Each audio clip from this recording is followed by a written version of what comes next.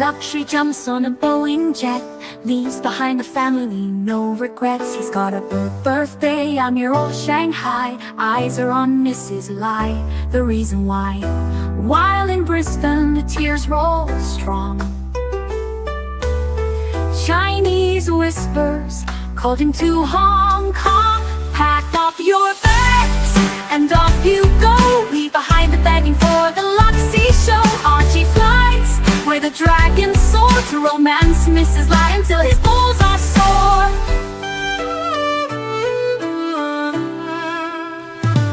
Archie's chasing dreams in the mystic land. Mrs. Lai brings coffee to his hand. Family's calls echo on the phone. He's miles away, lost, but he's not alone. In old Shenzhen's glow, he likes to stray. With Mrs. Lai, they bonk till the light of day. Pack up your bags and off you go. He's not showing up to New York watch show. Archie flies where the dragons soar to romance Mrs. Lai until his balls are sore.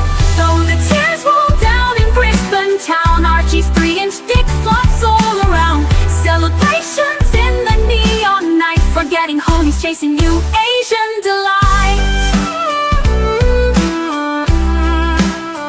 Pack up your bags and off you go. Leave the begging for the beach ball show. Archie flies where the dragons soar to romance Mrs. Lai until his balls are sore. Weeks later, Archie leaves his playground, comes back home, he's Brisbane bound. Comes up with stories that he's going bust, has to fool the punters to gain their trust. Pack up your bags and off you go. Leave the begging for the beach ball show. Archie flies where the dragons soar to romance Mrs. Lai until his balls are sore. Archie spent the punter's money, he's in a fix. Spins a story that he can't eat bricks.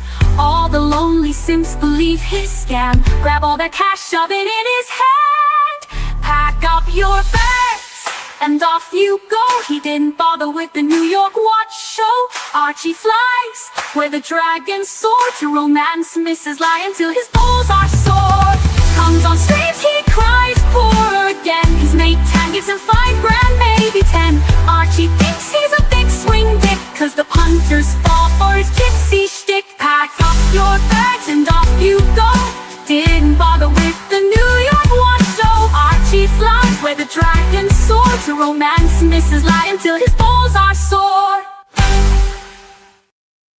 Welcome to the program. Welcome to the show. This is the Archie Luxury Livestream and Archie Luxury channel, simulcasting over the YouTubes.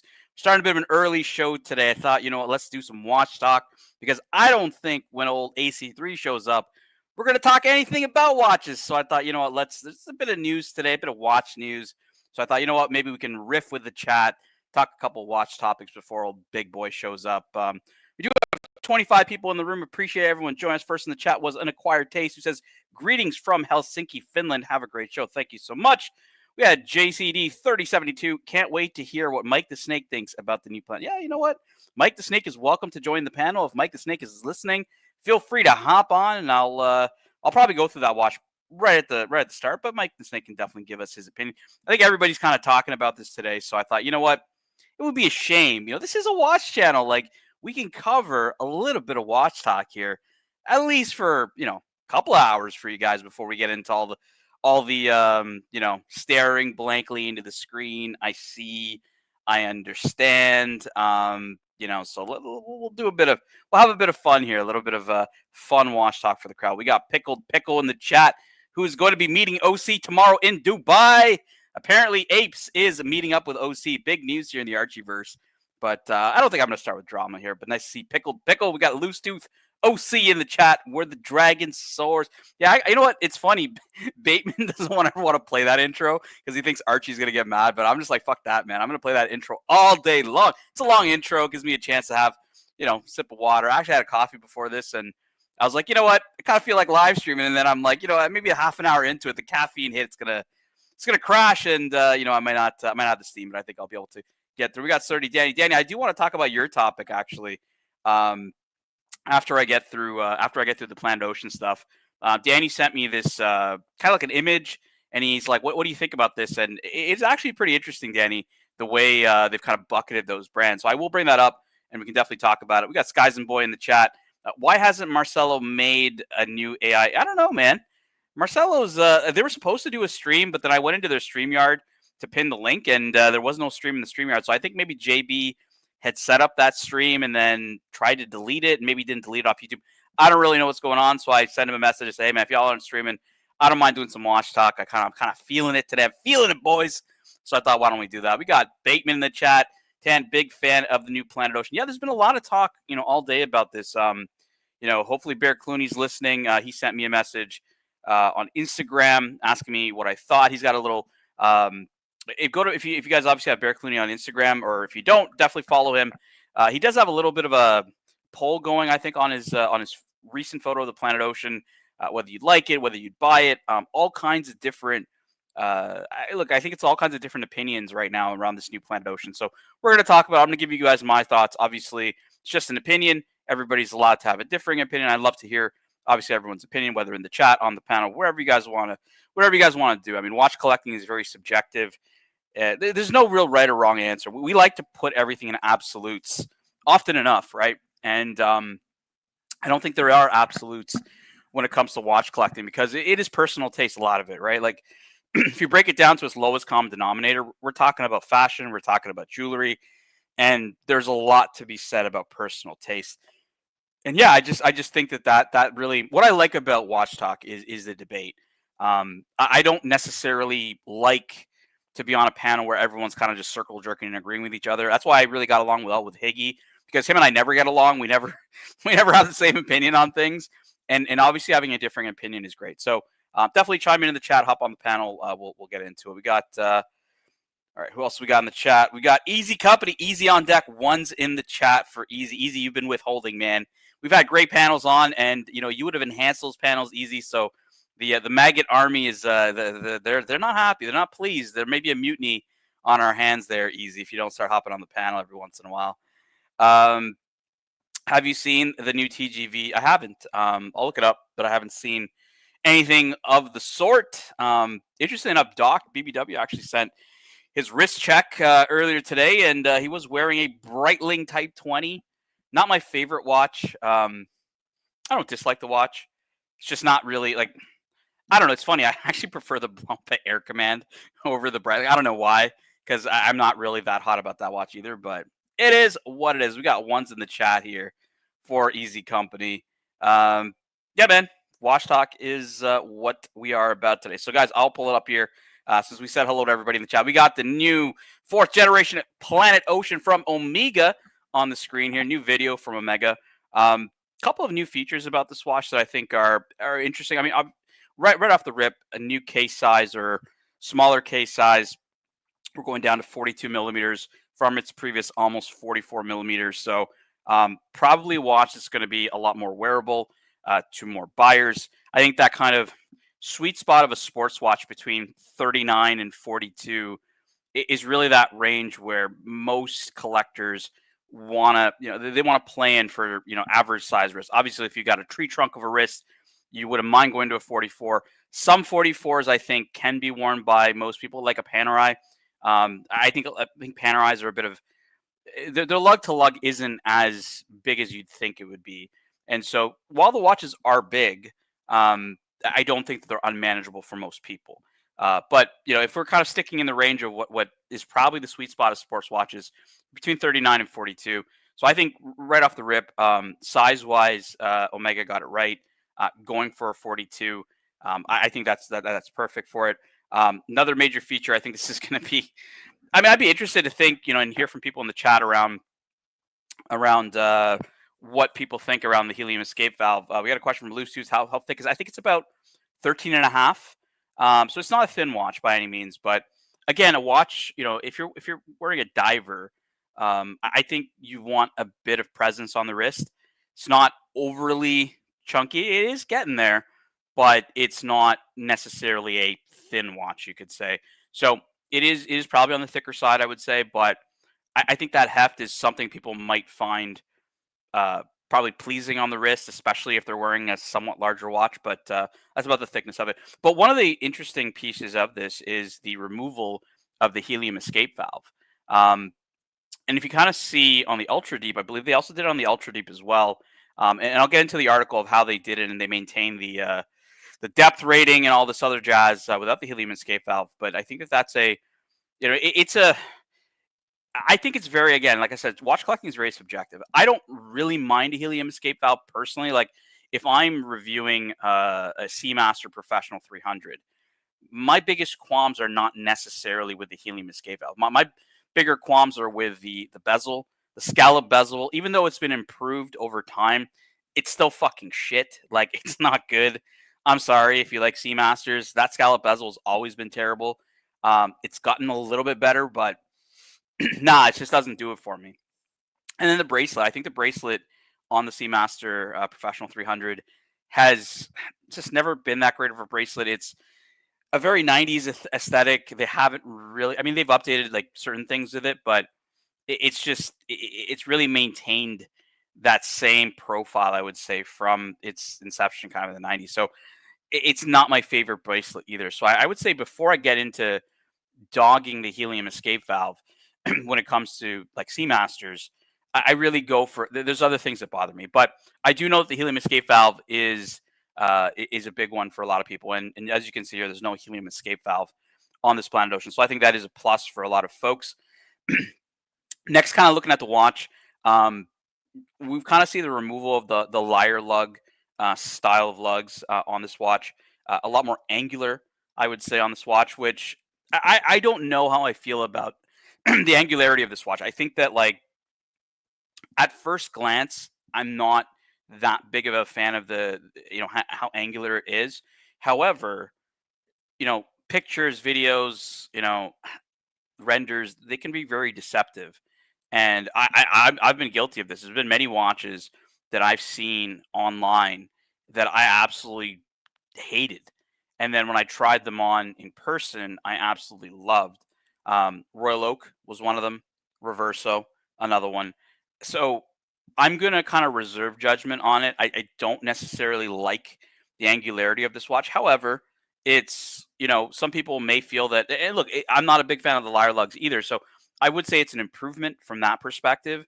But I really have to see this on the wrist, and it could wear beautifully on the wrist. Like, don't get me wrong. Like, I could slap this on the wrist, and it look absolutely perfect. And I'm just saying, from a photo, from a render, not that much an aesthetically pleasing look to me. But there's obviously different opinions. We got Cameron in the chat who says it looks good, right? Totally subjective on that, whether people enjoy the enjoy the angular look, or whether they prefer the older style lyre lugs. Toby Larone says the 300 bezel is shit, but who cares? Most people don't even use the bezel. They just like they don't dive down to 300 meters. Absolutely right. The scallops look ace, and that's more important.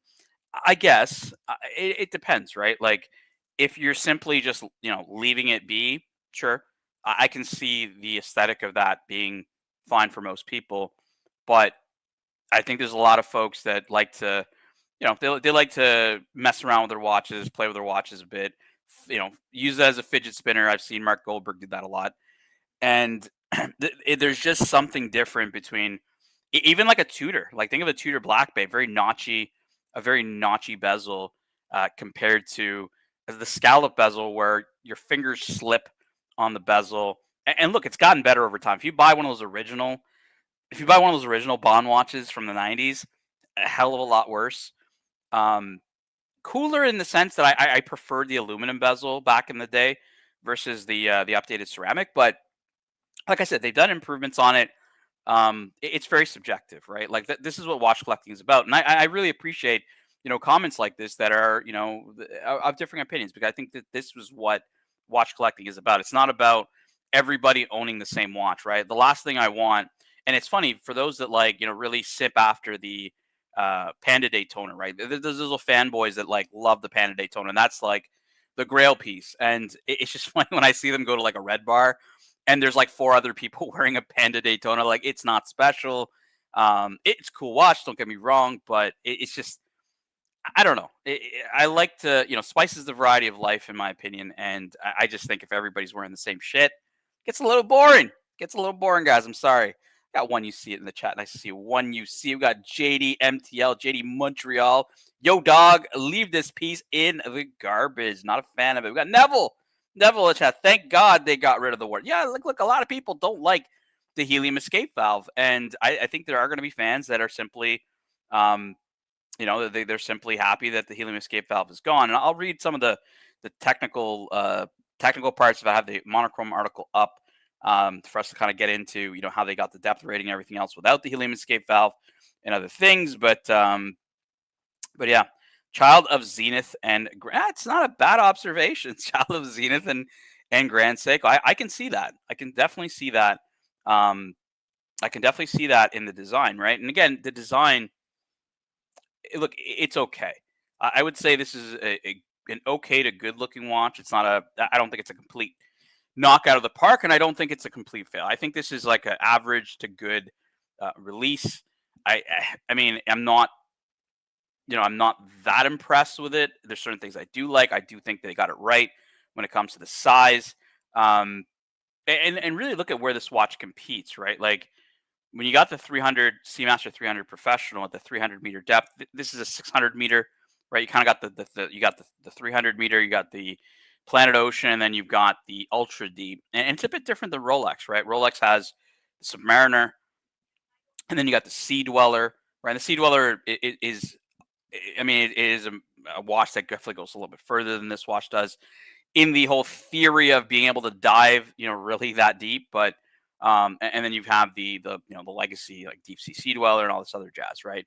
But really a watch that's kind of in that range of, you could say, competing with the Sea Dweller, or the same kind of lineup, you could say, as its competitor should be the Sea Dweller.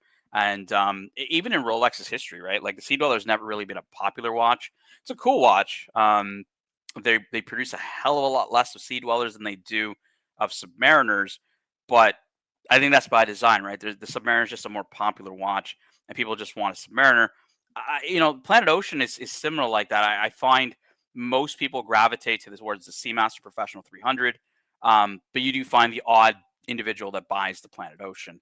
You got Aquaterra, Planet Ocean, you got all this.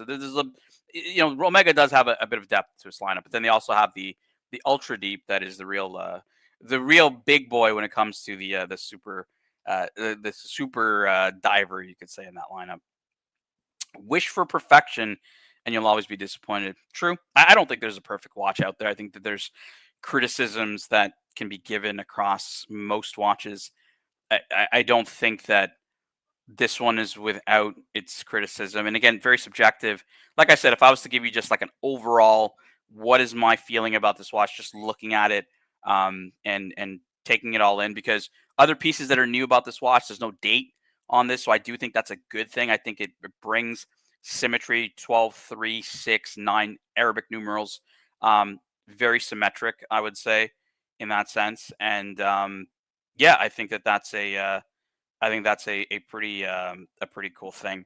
But yeah, I mean, I think that in these cases, right, we do have a package that can be put together in a very, I would say, an average to good release. I don't think this is a knockout of the park release. And you kind of think of releases that Omega has done recently that have garnered a lot of fan favor. The first Omega in space, that was one watch that I think many people were simping over. Many people were absolutely in love with. No Time to Die, right? It's the greatest watch everybody forgot. Sorry, Bateman. That's the way I've always seen the No Time to Die. Great watch. But it was forgotten very quickly. I think it's the same kind of thing with the first Omega in space. A lot of fanfare when it first came out. I just think a year or two in, it's going to be forgotten. I don't think that this watch is going to be at that level. It's a nice piece. I think it's a good addition to the collection. I think they got a lot right. No date, very symmetrical dial. Look, the angularity of the watch is subjective. Some people love it. Some people hate it. I like it better than the Lyre lugs that they had previously on it. So I think it's an improvement. No helium escape valve, I think, is definitely going to be favorable to a lot of people. And yeah, like I mentioned, I think that it's an overall good to average release. They've polished the center links on this watch. That's a good observation. Not really the best, for a sports watch. I know that Paul Centerlinks definitely will annoy the fuck out of a lot of people. It's one reason people don't like the GMT versus the Submariner, where the Submariner has a brush bracelet versus the Paul Centerlinks on the GMT Master. But again, some people like the bling, right? They like the look of it. I think when it's clean. I think when it's clean, it looks fantastic. I think after a while, it's gonna look a little fucked up, but it is what it is. I'll get you your wrench back there, Dubsy, once I get into the chat when Archie shows up. Dirk Diggler, that's why I dig Black Chicks and Latinas. Spice, baby! Got Dear Artifact, a fellow Canadian brother in the chat. Very strange year for Omega in terms of releases. I think they need to reflect. Look, Dear Artifact, I think that a lot of the brands are just, the watch collecting market, I think, is going back to where it was pre-COVID. And this is not unique to watches. This is happening everywhere. Car market and other collectibles out there that are simply kind of just going back to how it was.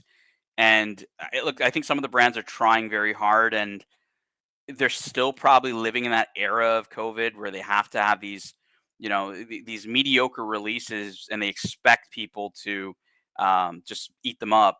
And look, I kind of looked at the White Dial Speedmaster the same way. I mean, Bear Clooney said that was the best release of the year, or his favorite one. And to me, like, I even said to Archie, I said, I mean, what is this? Like, it's just a different color dial. Everyone's, beating up the Cubitus, which is a completely new design. But I think I went after GMT for this, because GMT was like in love with like the White Dial Speedmaster, and then GMT was just fucking dogging the Cubitus, and I was like, dude, like, you're simping a fucking watch that literally has a different colored dial, but when you got another watch that has a completely new design, you might not like the design of it. I think for Patek Philippe to come out with a square watch at a time when they're not very popular is a bold move. Yeah, I mean, that's doing something different. And I think, to Artifact, this is what the brands need to do, is they really need to come out with product that is innovative, that is different, or else it's just going to be the same old dribble, right? Different color dial, different color bezel, right? All this shit. But look, in this case, I think it's, for the Planet Ocean, I think with this fourth generation, it's, and I think even the article on Monochrome says it's not really a mid-year kind of like facelift. There are somewhat significant changes here on the Planet Ocean, going, to a 42 millimeter case, removing the helium escape valve, removing the date, becoming a bit more of a symmetric dial. I think it's definitely a refinement of this piece, and I think it's going in the right direction. But is it a standout for the brand, or does the brand need to really do a lot here, or a lot more? I think they do. Josh is a good observation, Chief. It's Seiko Samurai angularity, not for me. Yeah, that is a good point, right? Definitely, you can definitely get Seiko Samurai vibes, especially with those hands on this watch. I can definitely see that. And the Seiko Samurai is not the most favorite watch of most Seiko collectors. Personally, for me, I prefer the Turtle to the Samurai, or the Sumo, or to the SKX. The Turtle's always been kind of my jam. I don't dislike the Samurai, but I can definitely see this, right? And again, when it comes to originality of these brands, right? Like, I guess we have to look at it this way. Watches are not made for, like, these brands don't just make them for watch collectors. I don't even think they give a shit about watch collectors to the extent we would probably hope they would. They build these watches and they design these watches for the masses. And so when you're looking at a watch, your reaction to that piece is probably paramount.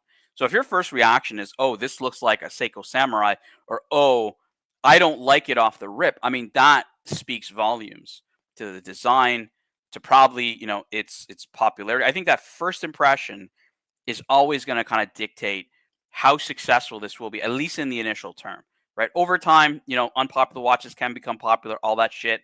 But, I think that, like, hearing from you guys, and look, I think what I've heard all throughout the day from talking to people has been mixed reviews. Some people love it, some people hate it, some people think it's okay. I'm in the average to good category here, like, out of 10, maybe like a 6.5. It's not overwhelming, it's not underwhelming. It's, some things are good, some things aren't, like, fucking groundbreaking, I guess. Polished Centerlinks on a Planet Ocean. Yeah, I mean, look, kind of doesn't make sense. Archie has 2 helium escape valves. That is a good one. Really good modern evolution. It will grow on folks. Yeah, look, it may grow on people. Um, I think that like I th- I think if you're trying to build a watch that needs to there's so many watches out there, Drofil Bill. Like there really is, and I think a watch's ability to grow on people is very, very, very difficult unless you're like Rolex. And a good example of that's like the Land Dweller.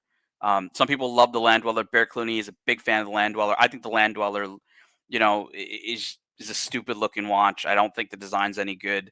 I don't like the fact they put Land Dweller on the dial. Like that will never grow on me. But I think it will grow on people for other reasons, right? It's a watch that other people can't get. It's desirable. So once other people desire it, it becomes more desirable, right? I think there's limited amount of brands that can have that effect, and I just don't think Omega is one of them personally. And look, there's a lot of examples of pieces they've created that people love that sink all the fucking time, and that's just how it is. Designing watches can't be that tricky. Every YouTube fucker and his dog has been having a bash lately. Yeah, I mean, ID guy, I think does a good job of analyzing design. And again, right, these are made for the masses. They're not made for the fucking PhD in horology, right? Like they're not made for Jonathan Quill fucking Higgins the third. These are made for the average Joe who walks into the shop, who wants to buy a piece of jewelry. That's what watches are: pieces of jewelry that tell time. That's what they are. So if it's not aesthetically pleasing, if it doesn't fucking get your dick fat, like they've missed the point. They really have. Um, I felt that way about the Land Dweller when I saw it in person when it released at Watches and Wonders. I was there in person. I saw it, underwhelmed, did not really care for it. Don't like the design in any way, shape, or form. I think they could have done better. I really do. Right. So Ali 007, I hope they do a 44 millimeter version with a date window and a 22 mil strap, right? So some people want a larger watch, and some people want a date window. That's, I mean, when you really think of practicality, like if we're going to be the tool watch snob, I guess, like the practicality of it is any diver, especially one that is meant to be a medium, in terms of the lineup, kind of that mid range of depth where you would take this watch or should be using this watch for, which nobody's going to use. But if we were to just play along with the narrative here that they give us, you're talking about the watch that goes further than your standard diver. Why the fuck do you need a date, right? Like it doesn't make. I mean, it doesn't make a lot of sense, and that's where the Sea Dweller made sense of not having a date on it. When they put the date on it in the new Sea Dweller, it kind of was like, what the fuck? Because the Sea Dweller with no date actually made a lot of sense. Because at that point, it's like, well, it's a purpose built to a watch, although very impractical, I would say. It's still kind of the technical achievement you could applaud in that sense.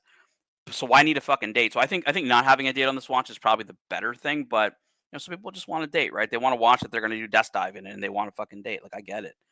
Darth Negus, always have to see a watch in person to ultimately judge it. Yeah, 100%. Like I'm talking about the angularity of the case and just it could be a watch that fits beautifully on someone's wrist, or it could be one that just looks really fucking awkward, and that's hard to tell if you don't put it on the wrist. And I've been guilty of this many times. Dogging a watch, putting on. I hated the Hulk in pictures when the Hulk was out, like many years ago, and I remember when I was buying my Royal Oak 15300. This was probably in like 2014. Um, the guy who I bought it from is a buddy of mine in Montreal. He was wearing his Hulk, and it was a bright sunny day, so that sunshine was just gleaming off of that green gold dial. And like, man, I fell in love with that watch just seeing it in person like that in the, I'd say optimal light, you could say. So yeah, I mean, real life experience is always going to trump these kind of renders and YouTube videos and all this shit, right? You got to really see them in person and experience them before you can really make any kind of informed decision. Mike the Mistake, I prefer Mike the Snake over this. I hate the Planet Ocean, says Dirk Diggler. Yeah, look, there's some people who absolutely dislike the fucking Planet Ocean. It's never been a lineup that I've ever really cared about, like the Aquaterra, right? Like, I never really gave a shit about the Aquaterra. I never really gave a shit about the Planet Ocean. I do like the Ultra Deep. I think it's a cool concept. Never buy one, but I do think the Ultra Deep's a cool concept. So yeah, it's kind of one that I've always turned a bit of a blind eye to. But if I'm just kind of evaluating this watch on first glance and what's new and what's changed, yeah, I mean, I can see definite improvements. I can see a reason why people would buy this. So look, someone wants to be a little different, right? They don't want a Seamaster Professional 300. They want something else. They don't want just the run of the mill that everybody else has. I used that example earlier, right? Like Panda Daytona. You show up to a red bar, I guarantee you there's like 3 or 4 other people wearing a fucking Panda Daytona. Like, it ain't special. Sorry. If you have a Panda Daytona, like, more power to you. It ain't fucking special. There's tons of them out there. You're going to see others in the wild. Like, I'd rather wear something unique. But that's just me, right? Some people want to be like everybody else. It's just not me. We got Angelic the Slayer, who says very subby. Yeah, I guess you could say that. In my opinion, best underappreciated Omega is the Aquaterra. Yep.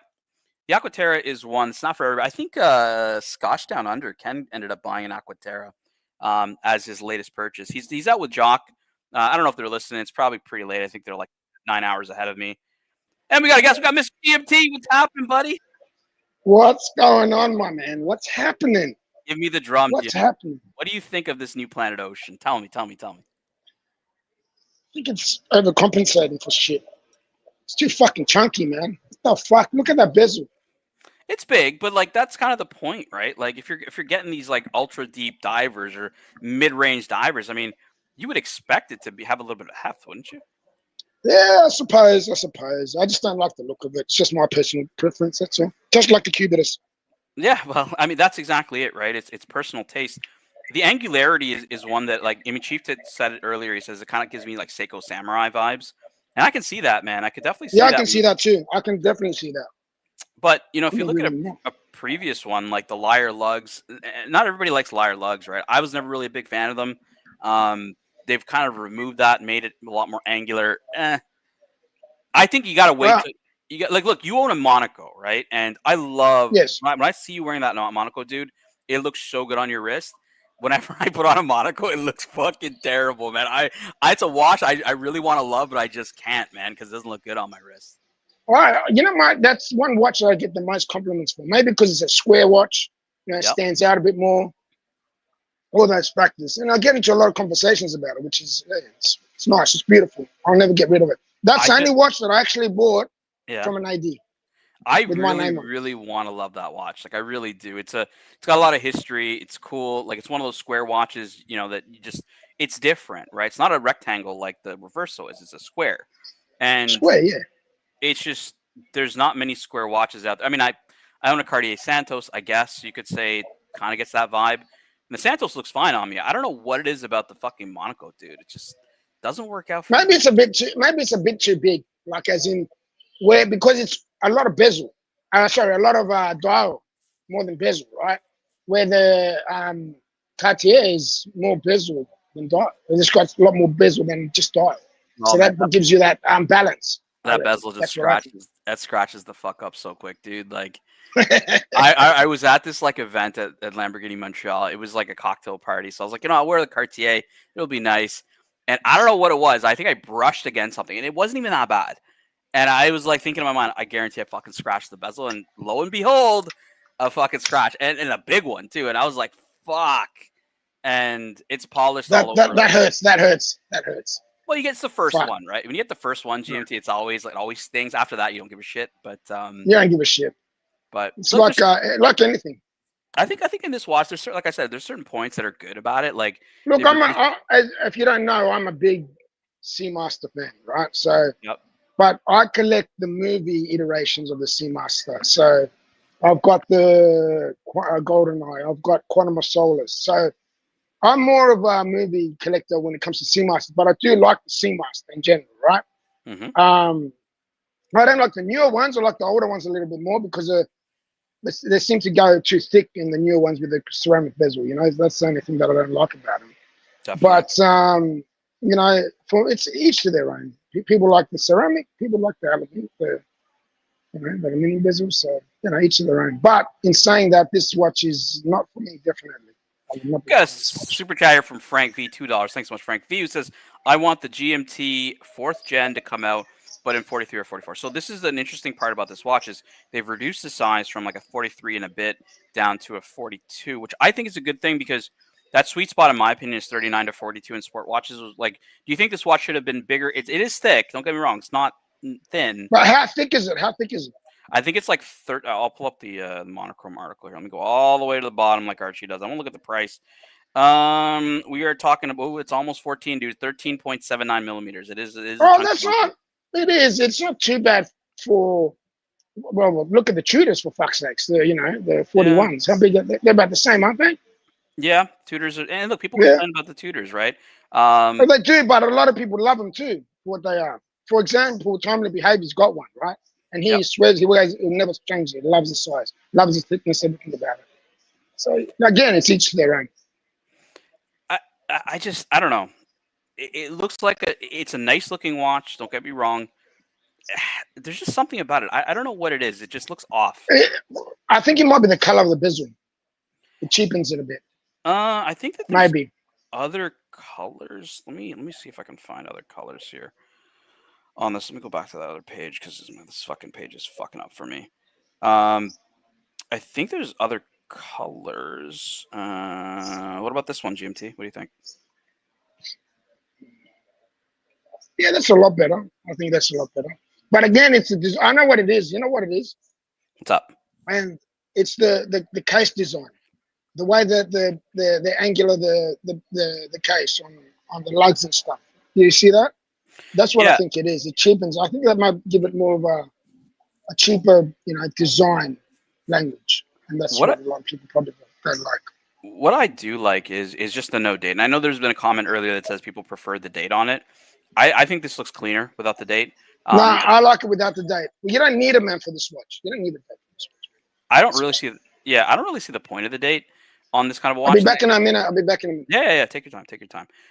We got a couple folks in the chat that I haven't said hi to. We got AD Never Calling, who says at least it was at a Lambo event. That's how I remember it. AD Never Calling. I was grabbing a drink from one of the cocktail waitresses and fucking boom, scratch. It's just like fuck me dead. It does look good, right? Blue bezel. And not everyone's a big fan of the orange, right? I get that. In the grand scheme of things, this isn't the most aesthetic. Orange is not everyone's color, right? But let's scroll through here on these pictures. Don't know if I really care too much for the black. This blue looks nice. I think this is probably going to be the popular one. But then again, right, the blue on the when we saw it on the Tudor Black Bay, nobody really liked the blue bezel black dial. It was generally the gilt dial that people like, the traditional one. Then it was like the what Archie calls the Black Bay Burgundy, which was the red dial, the red bezel. The blue one never really got a lot of fan favor for some reason. So maybe I'm off. I like the blue.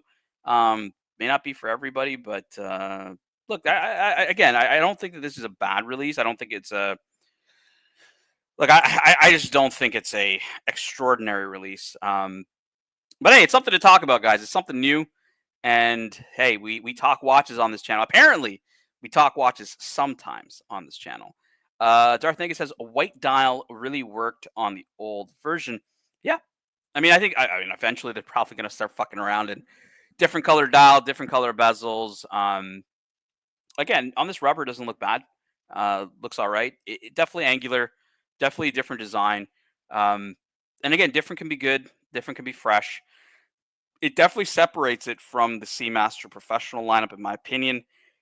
Definitely separate from the Aquaterra to a certain extent. But again, is it enough for people to spend their hard-earned? Let's see how much this is. Let's pull the old Archie Luxury, it's expensive side of it. And we are looking at from 7,200 Swiss francs on a steel bracelet to 6,700 Swiss francs on a rubber strap plus taxes. So we've got different references here. We got black on steel, blue on steel, orange on steel, black on black rubber, blue on black rubber, which is one we just saw, orange on black rubber, and orange on orange rubber. I think some folks are probably going to go with the the blue bezel maybe on a rubber. And that's another interesting point was in the Seamaster Pro, I've owned the wave dial, the new ceramic wave dial, and I bought it on a bracelet, and I thought the bracelet was the way to go. And then when I put it on the rubber, it was actually like much better on the rubber for some reason or another. I just don't like the Seamaster bracelets. So when I put it on the rubber, it was just like fucking 10 times better. It was much nicer on the wrist. I enjoyed it a lot more. So maybe if I were to buy this watch, I'd probably go rubber. I wouldn't go bracelet, but hey, that's me, right? And a lot of people in the chat have talked about, hey, polished center links. Like, do you really need, polished fucking center links on this watch? Is that really a good idea? Let's pull this watch up here again on the bracelet. Is that a good idea? I don't know. They look polished. I mean, it looks pretty polished here. It looks like there's a bit of, there's a bit of a bit of different shade on that, but I could be wrong. These are just, photos and renders. I don't know. Okay, decent, not amazing, not bad, just kind of meh. 6.5 out of 10. I don't know if you guys disagree. Some people may say this is a fucking 2 out of 10, and there's gonna be those Omega fucking simps out there that are gonna say this is an 11 out of 10. I don't think this is a first Omega in space release. I don't think this is a No Time to Die, the greatest watch everybody forgot. Like, I don't think it's one of those. Bateman, don't fucking paste random shit in the chat, dude. I'm not gonna be able to go into the fucking YouTube, pull this up unless you're on the panel or someone else is helping me. I'm not fucking gonna be able to go into it. All right, let me pull this up for old Batman, because Batman does pull up stuff, right? He does help us out. So for the Batman, I will go into the fucking YouTube and pull this up here for him. All right, share this tab. Let's have a look. Ce on fait de la profondeur sur votre Omega Seamaster 300, son cadran, which is the dial, devient plus lumineux. The dial becomes more luminous in the French translation for you guys. Yeah. And again, it's designing off of the past is, I mean, it's very much what everybody's doing these days, is designing off of the past and going into aesthetics of the past. I mean, look, it's funny because when you look at watches as fashion, when you look at jewelry as fashion like this, fashion has its phases, right? And I always kind of point this out to all the Submariner fanboys and the steel sports guys who push that all the time. Well, if that's the case and it is fashion, right? Like, fashion goes in and out of style. And I would be very wary to kind of think about, like, the term when we think grandfather's watch, right? We think of the watches our grandfathers were wearing, and those were generally probably precious metal dress watches. Really think about what watches your grandkids are looking at, your wrist with, and saying, do I really want to wear a grandpa's watch, right? And that could be a steel sports fucking watch. So the cycle of fashion, I guess you could say. And look, I know a lot of watchmakers are going to their past, and you can see, as Bateman's kind of alluding to here, the comparison to the new Planet Ocean, and where you can see the angularity, you can see similarity in the watch. Again, I can see this aesthetic, being definitely a more retro aesthetic. Is that really what the market needs today, right? Do we really need another, another watch that looks like a watch from the 70s? Do we really need that anymore? Is that really gonna, is it really gonna entice buyers to like fucking chase after it? I don't know. I don't really think so. I think that after the COVID era, during the COVID era, everything was fucking going nuts, right? Rising tide floats all fucking boats. When we get out of that, I think that, like, for watches to really become icons or take off or really be those knock out of the park type deals, unless you're Rolex and everything you make is going to be hot, like, I think these other brands, they really got to step it up a lot more than just new dials or, looking at the past and say, well, we're just going to fucking use the bit of that case design and change this. And oh my God, we no longer have lyre lugs, guys. We're very fucking angular now. It's like, cool, man. I'm not saying it's a bad design. I'm not saying this is bad, but this doesn't excite me. And I mean, I don't know if for you guys in the chat this excites you, but I mean, this watch doesn't excite me. It's a nice watch. If you want to buy one, or if you're in the market for a Planet Ocean, probably a good idea because they've just refreshed it. It's a 4th generation, no helium escape valve, smaller case size. a little bit thick, not too thick. What you would expect from a watch that dives to this depth. No date on it, so definitely a cleaner dial, more symmetrical. Yeah, a lot of good going for it, but like Lucy says, my dick is not hard, and I think that's. I always kind of told this to Mike the Snake, because Mike the Snake, I think, used to get overwhelmed by the whole talk of like high horology and Higgy's fucking like voodoo that he likes to speak on YouTube to just sound like he's some fucking PhD in horology. Like I had to kind of bring Mike the Snake a little bit down to earth here and tell him, look, like these watches, even the Patek Philippe's, they're not made necessarily for the fucking guys who have that are, I keep saying this PhD in horology. That's no fucking thing. I don't think called a PhD in horology, but you guys kind of get the point.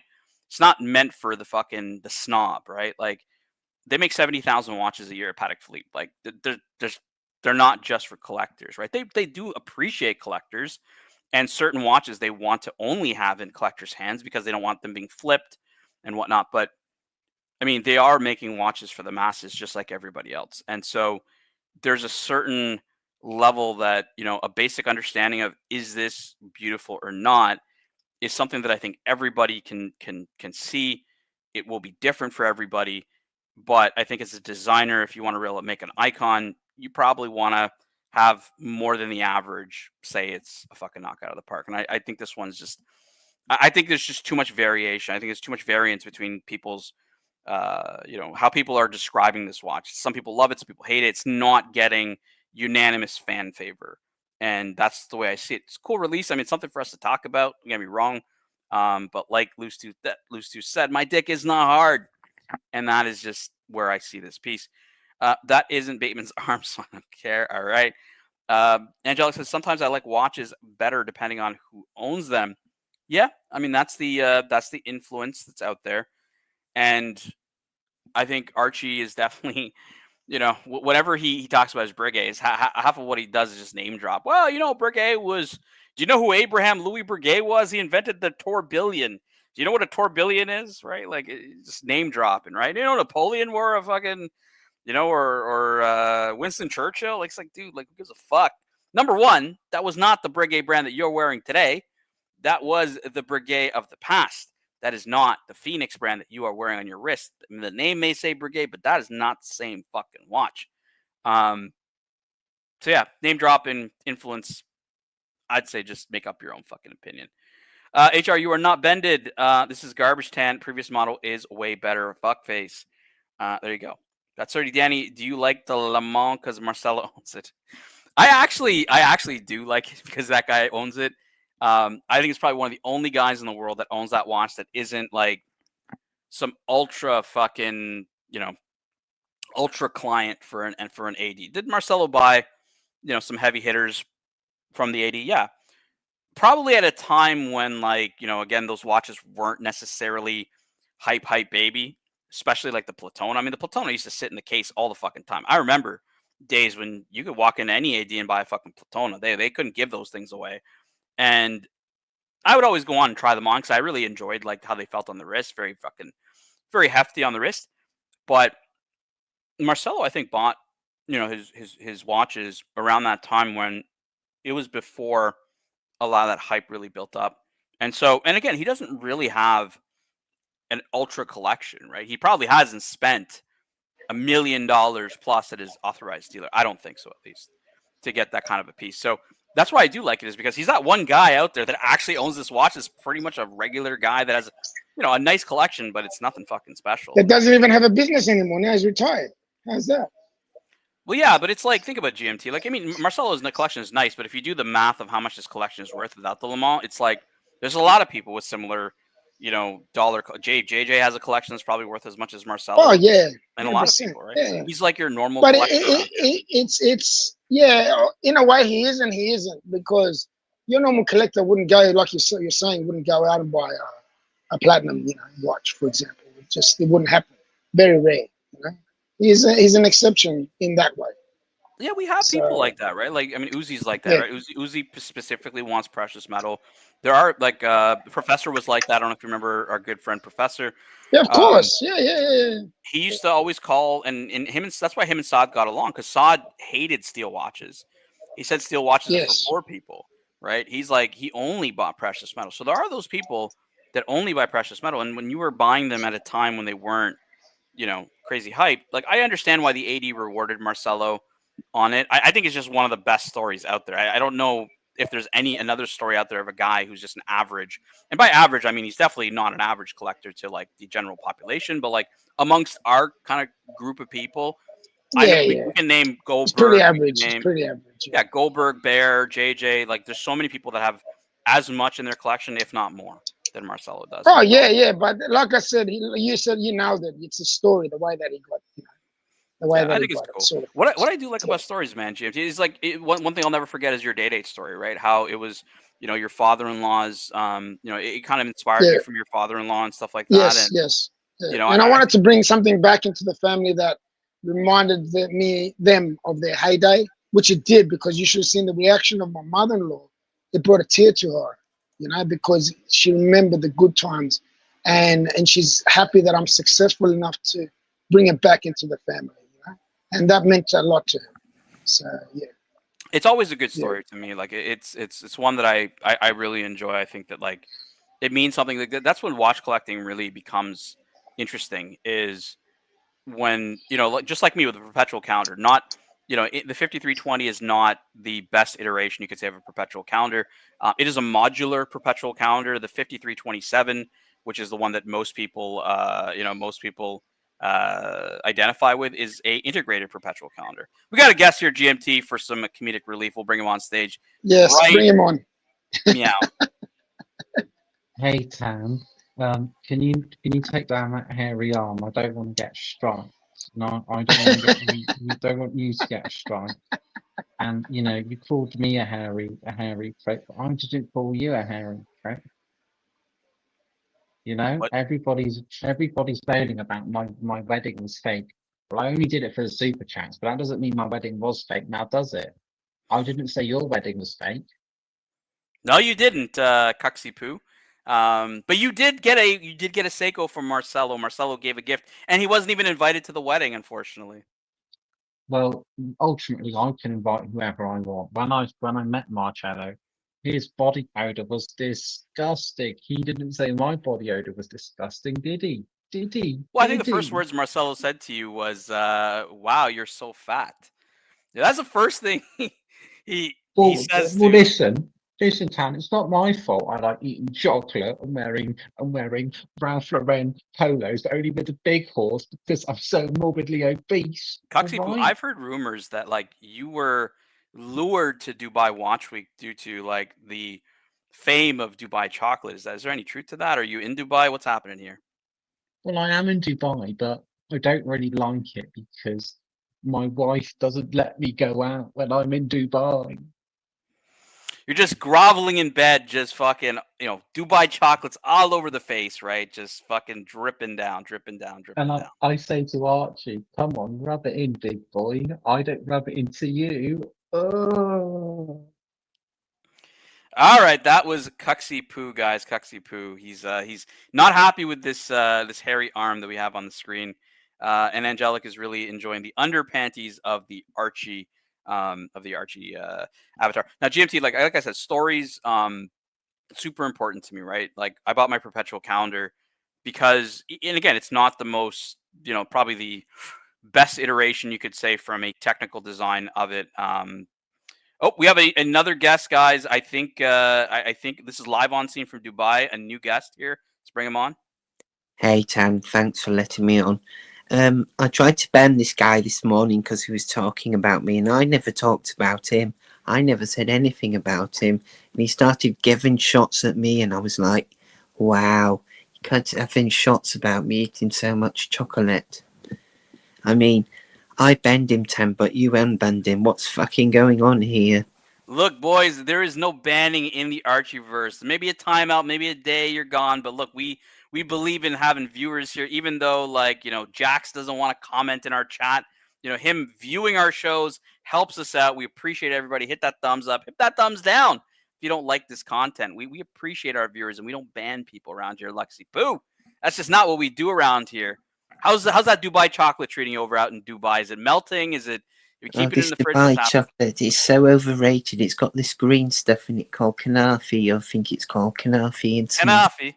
pistachios in it, but it's not really the chocolate I like. I like the Cadbury's, the dairy milk. You sound like Dobby from Harry Potter. Oh, we got another guest here. All right, we got guests upon guests upon guests. All right, let's go to guest mode. We got 2 guests. Bring them on the top of the screen. Tam, can you make sure everybody's labels are up so everybody can see the name? Can you make sure everyone can see my name? Yeah, let me. And this is a troll. This is a troll, Tan. Get rid of him quick. It's a troll. It's a troll, Tan. Strike. Does anybody else live in their mom's basement? Now, Mike the Expired Steak. So Jamie was on the other day, and he was like Jamie Opulent, so I changed his name to Jamie the Shake. And then Mike shows up as Mike the Snake, so I changed it to Mike the Shake. So it's just like the Dubai trip is getting fucking all kinds of wild, boys. We got Luxy, who's like fucking rubbing Dubai chocolate all over himself. We got Mike the Shake here, who's shaking himself in his budgie smugglers, right? Hey, So Tam, do you think you could buy one of my vases?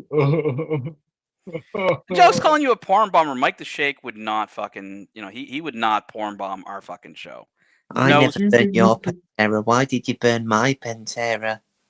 Hey, the Pantera didn't burn in a fire. I told you that, you fucking idiot. Mikey, don't give in to these people. Hey, shut the fuck up. I'll do what I want, play. Mike, it's almost Christmas. Mike, I want to ask you a question. It's almost Christmas, right? And you had a very interesting origin story of Santa Claus. Now, maybe all of my letters to Santa have been sent to the wrong pole. Like I kept sending him to the North Pole, but you're telling me Santa was, after he left the Middle East, he went to the South Pole. Is there any truth to this, Mike? Well, Tom, it's funny you should ask that. After Santa Claus left Saudi Arabia, he had to come and fix my Pantera because it had milky oil. And that was all of the kids' wishes, all and stuff, because of the milky oil. But the car's still fine, man. And then I'm in a bit of a romantic relationship with my roommate, and he said, "Do you want to make out in the Pantera?" And I said, "It burned. The Pantera never burned.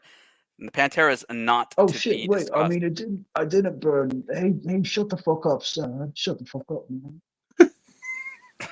My stories are true. Hey, His Ted, stories. you know the other guys fucking hate that HR truck. It keeps on going on about that fucking bluesy, man. I hope it burns in the Skoda. Yes, Yeah. we should ban the HR. He's a bit of a tosser, really. We should ban him from the shows because he comes in and he's at ya. I mean, HR was described as the AliExpress narc, the Temu narc. Harsh words for HR. I thought HR was his own individual. I think he's got his own shtick. You know what they say?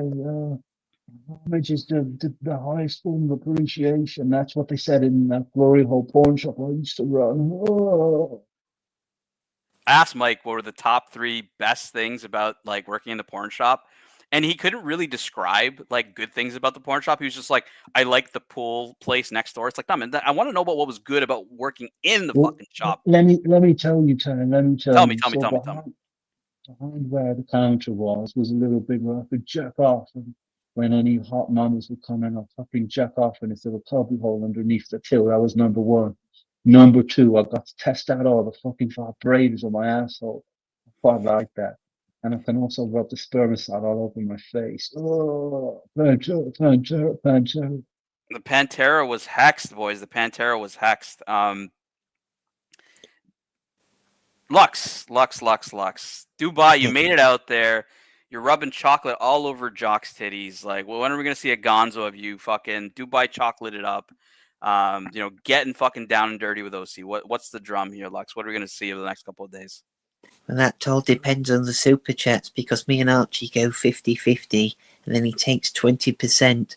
So I need to work out what I'll have left to buy some more dairy milk because I can't be affording this Dubai chocolate. It costs too much. All right. Sorry, go ahead. Sorry, I'll let you finish. It's too thick on the outside. When I rub it on my nipples and it melts, the kanafi scratches my nipples. It's not pleasant.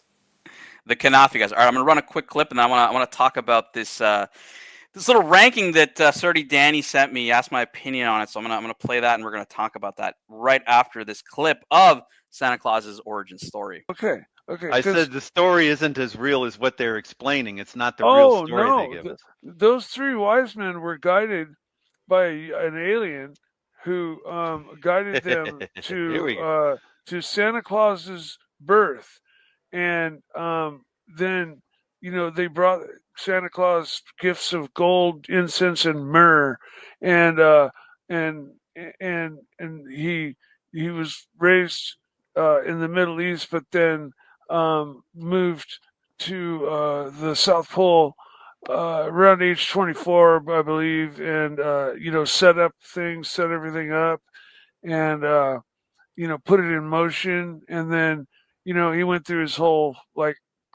crucifixion thing, comeback thing, and disappear thing. Gold, incense, and myrrh. I don't know if GMT's driving, if GMT could see this on the screen. Surdy Danny sent me this levels of luxury watches, and he asked me, Tan, what is your opinion on this? And I'll read it out for those. It might be a little small on the screen, but I'll read it out to you. Right at the top, Richard Mille is for the filthy rich. Then you got Patek Philippe, the old money king. Then you got AP, which is new money. Then you got Rolex, wannabe rich. Below that is Cartier, the C-suite manager. Below that is IWC/JLC, supervisor, the first bonus check. And then below that is Tag Heuer, Longines, Tissot, and Seiko Presage. So I don't know, GMT, if you've seen this before or if you can see it on the screen right now. You're muted, so I don't know if you're going to give us an opinion. But definitely unmute yourself if you want to join in. But I got Danny on the panel with me, Danny. So I don't know. I think some of this is right. I think some of this is off. How would you see this kind of like levels of luxury watches? Are you asking me now? I'm asking you, buddy, because you sent me this fucking photo. Yeah, I think Richard Mille for filthy rich, because it's just a rich man's G-Shock, and I don't get a Richard Mille. Yep. Old money with Patek Philippe, I could sort of agree. I don't know if I'd put Patek Philippe or Rolex as old money. Like that. Yeah. Go ahead. Audemars Piguet, right? You might not agree with this. I'd put that in the wannabe rich category. Yep. I can see that. C-suite manager. What's that? What does that? I'm not too sure what that means. I just think it's like a middle manager, basically. I don't know. I'm just trying to see for a category to put it in, because I won't really put it in any category of the categories that are given here. Okay. First bonus check. I'd probably put Tag Heuer or Longines in that. Yep. Yeah, I can see that for sure. And then office worker / student. I mean, you've got like Tissot, you've got Seiko, right? Like, yeah. I would agree with some of this, Danny. I think that's what I sent to you is I agree with you 100% on Richard Mille. I think you have to be filthy fucking rich to have a Richard Mille. It's just, you're not buying a Richard Mille on a fucking budget. And I mean, most people that are in our community have watches or collections that are above $100,000. They probably could nuke all of their watches and buy a Richard Mille if they really, really, really wanted to. But I don't think a lot of people do that. I think if you're wearing a Richard Mille, you're filthy fucking rich. The next three, I think, are very interchangeable. Depends on the watch, right? Like certain APs, you could be old money. Certain Patek Philippe's, you could be new money. Like Aquanaut, Nautilus, people could say it's new money, right? Rolex, I mean, Rolex could be old money for sure. It depends on the Rolex you have. Rolex could be new money. I don't think Rolex in today's day and age is necessarily want to be rich. Where I could see Rolex as want to be rich, Danny, is probably like if you bought like a 1601 Datejust, 1603, like a Datejust that is probably an Omega price point, right? Like you probably could be in the want to be rich, but there's just not a lot of people doing that, at least around the collecting community these days. Not a lot of people are buying those vintage watches. That makes perfect sense, because buying like a 1601 and pulling your sleeve to your elbow to tell time so everyone sees you've got wearing a Rolex, but it's it's trying a bit hard, isn't it? But Rolex, a lot of it can be new money, right? There are people, like you said, I mean, look, I was guilty of that. when I bought my first Rolex, it was to flex, like straight up. I'm not gonna lie about it. Yeah, well, everyone really buys them to flex a lot, don't they? I think everyone's got that in them. Yeah, before I got into watch collecting, dude, like it was just I wanted to get a Rolex. I wanted it because it was a Rolex, and I wanted to look in saying that, just quickly, because I'm serving Mhm. at the same time. Yeah. Me too, when I bought a Rolex, it wasn't more to buy a Rolex because it was a Rolex. It was just a level of success that I had in that point of time in my life that I wanted to, elaborate to my family and friends. So What was that Rolex GMT, if you don't mind me asking? that was believe it or not, it was a Turnograph. Now you're gonna say to me, wow. why'd you buy a Turnograph out of all the watches? Because I knew the Turnograph was the least copied watch, and I was scared because eBay was new at the time, right? Yeah. And I knew there was a lot of fakes out there, and I knew the Turnograph was one of the watches that people wouldn't copy because it wasn't as renowned to be acquired sort of thing by other people. No, so that makes sense. That makes sense because the copied ones, the copied ones are going to be something like a Soba or a Daytona out there. So that does make sense what you're saying there, GMT. What about you, Danny? What was your first Rolex? I've still got it. It was a Rolex Date. Rolex, you know, yeah, it's I know like exactly. a Date, just but 2 mil smaller, and 34, they didn't use as many premium materials on it. They used a stainless steel Well, I know something funny. bezel. When I went into buy my Datejust 2, so this is probably like circa 2012, which is the first Rolex I bought at an AD. I had bought obviously pre-owned prior to that, but when I bought my first one at AD, I was between the 40 mil sub at the time, ceramic. This is when the black was still out, GMT, and the Datejust 2 was still out. So I remember looking at the Air King.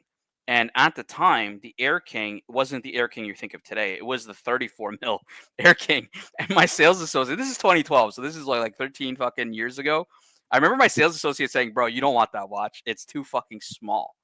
And I was just like, you're kind of like, I just kind of want that 80 experience, and it was more affordable than the Datejust and the the subby and stuff like that. But yeah, I totally get it, man. I totally get the 34.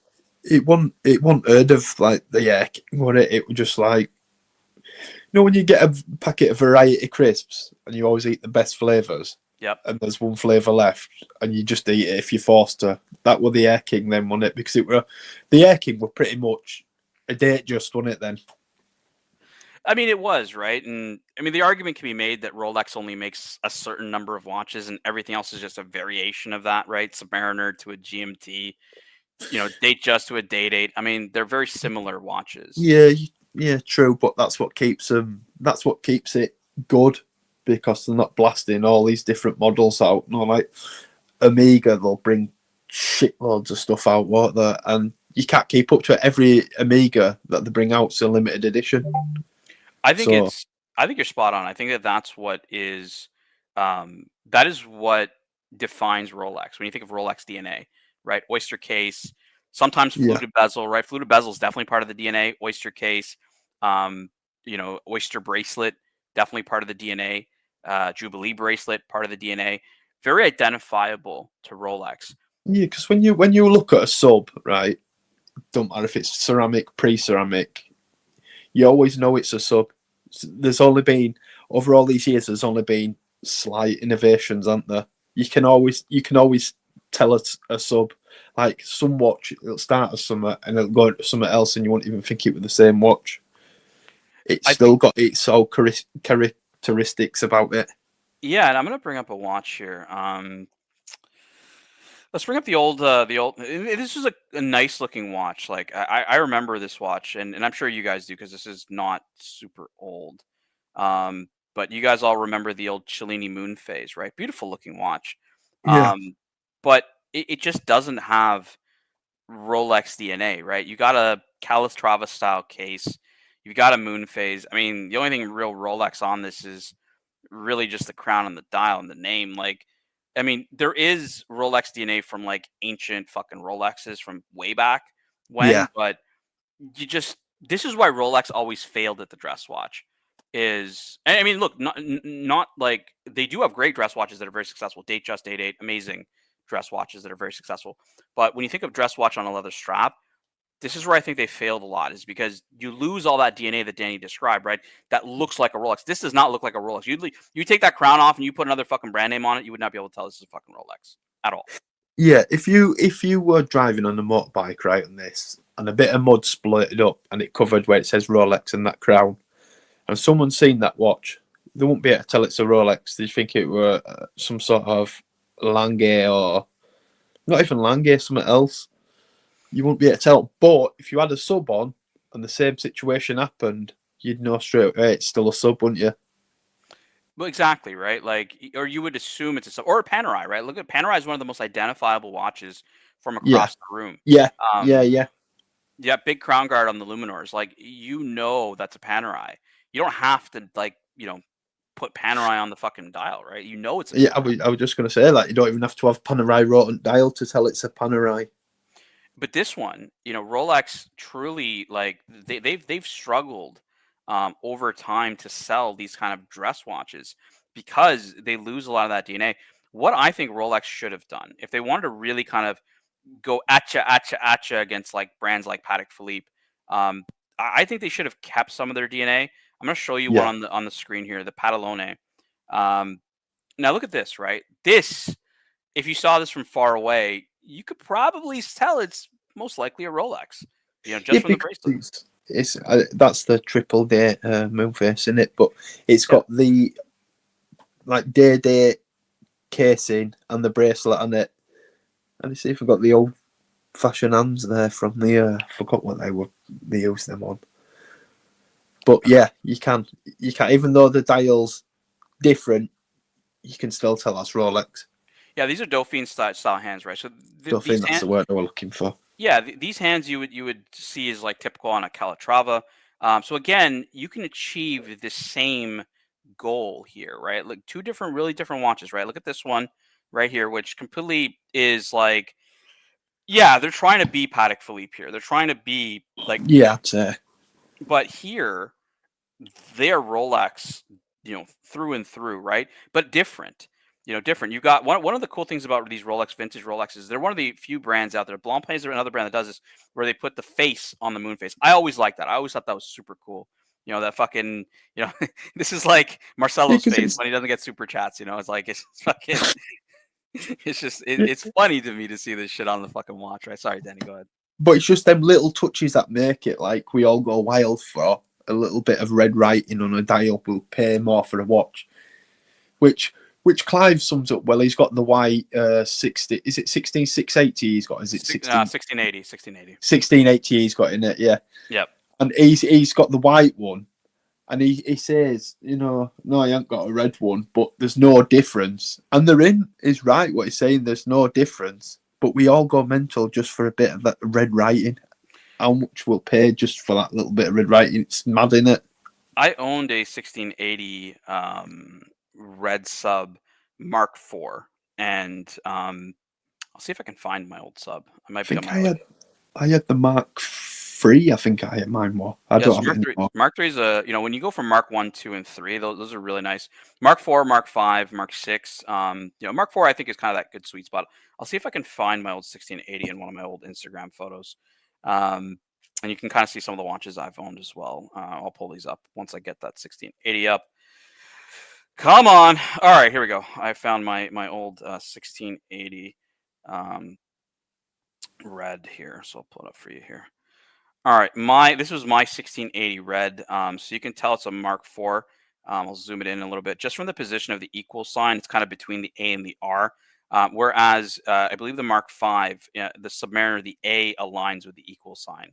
So you'll be able to kind of see the difference, there. But, I had it on this like fucking Bond NATO strap that I put. I had the original bracelet and everything else. It was a great watch. And it was funny because I bought this watch and Archie had like, I was talking to Archie back in the day, and Archie was like, never buy these red subs because they're faked a lot and people paint over the white and stuff like that.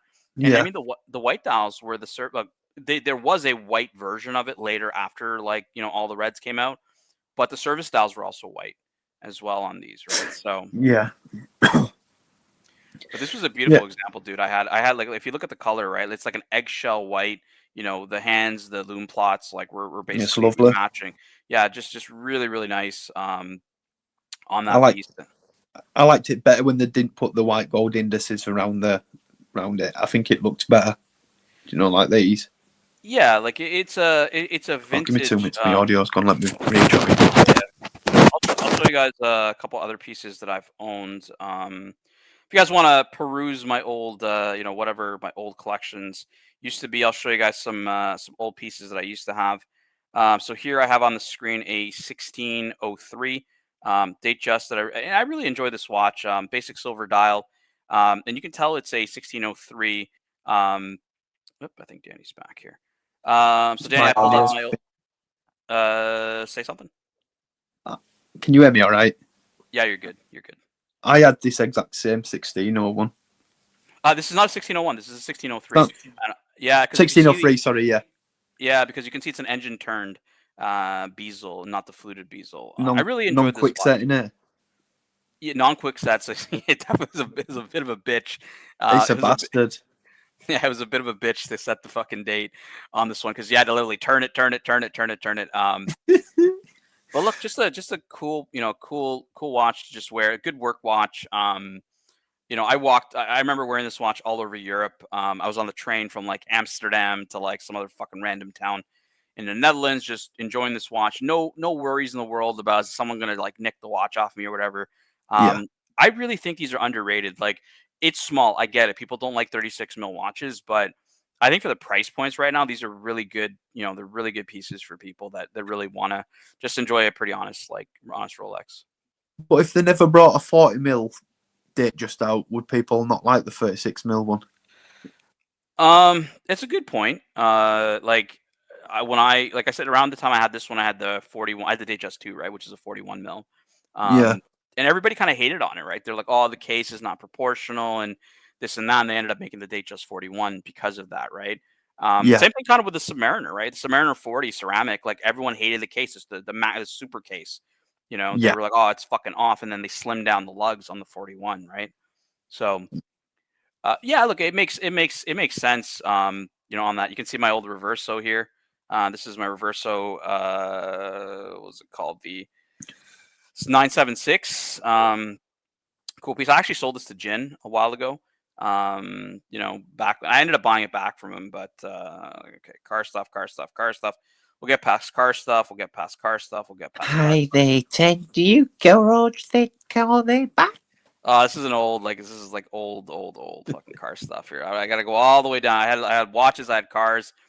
I'll go back to, so you can see some of my old Seikos. We got this Seiko. I think this is a fucking SKX on a TGV strap. Look at this TGV fucking strap right here. I thought you fucking pen had bust on it. It looks like ink marks. It's a TGV strap, dude. This is my old Bulova Accutron tuning fork watch. I put it on a NATO here, tuning fork piece. What was kind of shit about this was really cool watch, but nobody could service this shit. Like it was going fucking crazy at one point and just couldn't find anyone to service this watch. I think a lot of people had that problem, didn't they? Definitely. You can see my Batman. This is kind of the watch we were talking about of the day. One of them, Seamaster Professional. It's the old Bond watch, aluminum bezel, Danny. Again, hated his scalloped bezel. Wasn't really my thing. They need to update the game, don't they, Amiga, with the design. They need to change the bracelet. This is a very cool piece. This one, very special. This is one of the watches I actually regret selling. If you see here at the bottom, it says TAD, TAD dial. So very, very early version of the Seiko speed timer. This watch actually had a date stamp of March 1969. So it was actually out in the market before the El Primero came out. So this was one of the first actual automatic chronographs that ever was out there in the market. So it was in really nice condition. As you can see, ghost fucking bezel on the inside. Like it was nice, bro. This was one of my OG 62 Mosses that I had. Again, you can see the no wabi on the loom. The loom was real nice. Well, that's a proper work watch, innit? That's a proper tool watch. That's how it should be. Yeah, I really enjoyed that piece. This is when you're getting the old Patel Philippe and my old Nautilus blue dial. 5711 that I talk about every once in a while that I used to own, the old 5711. Seiko and Sushi, Seiko's, what else we got here? Did you have a Black Bear 58? Well, yeah, you have, haven't you? I do. I'll go back up to the watches, other watches, because it's like a lot of car stuff.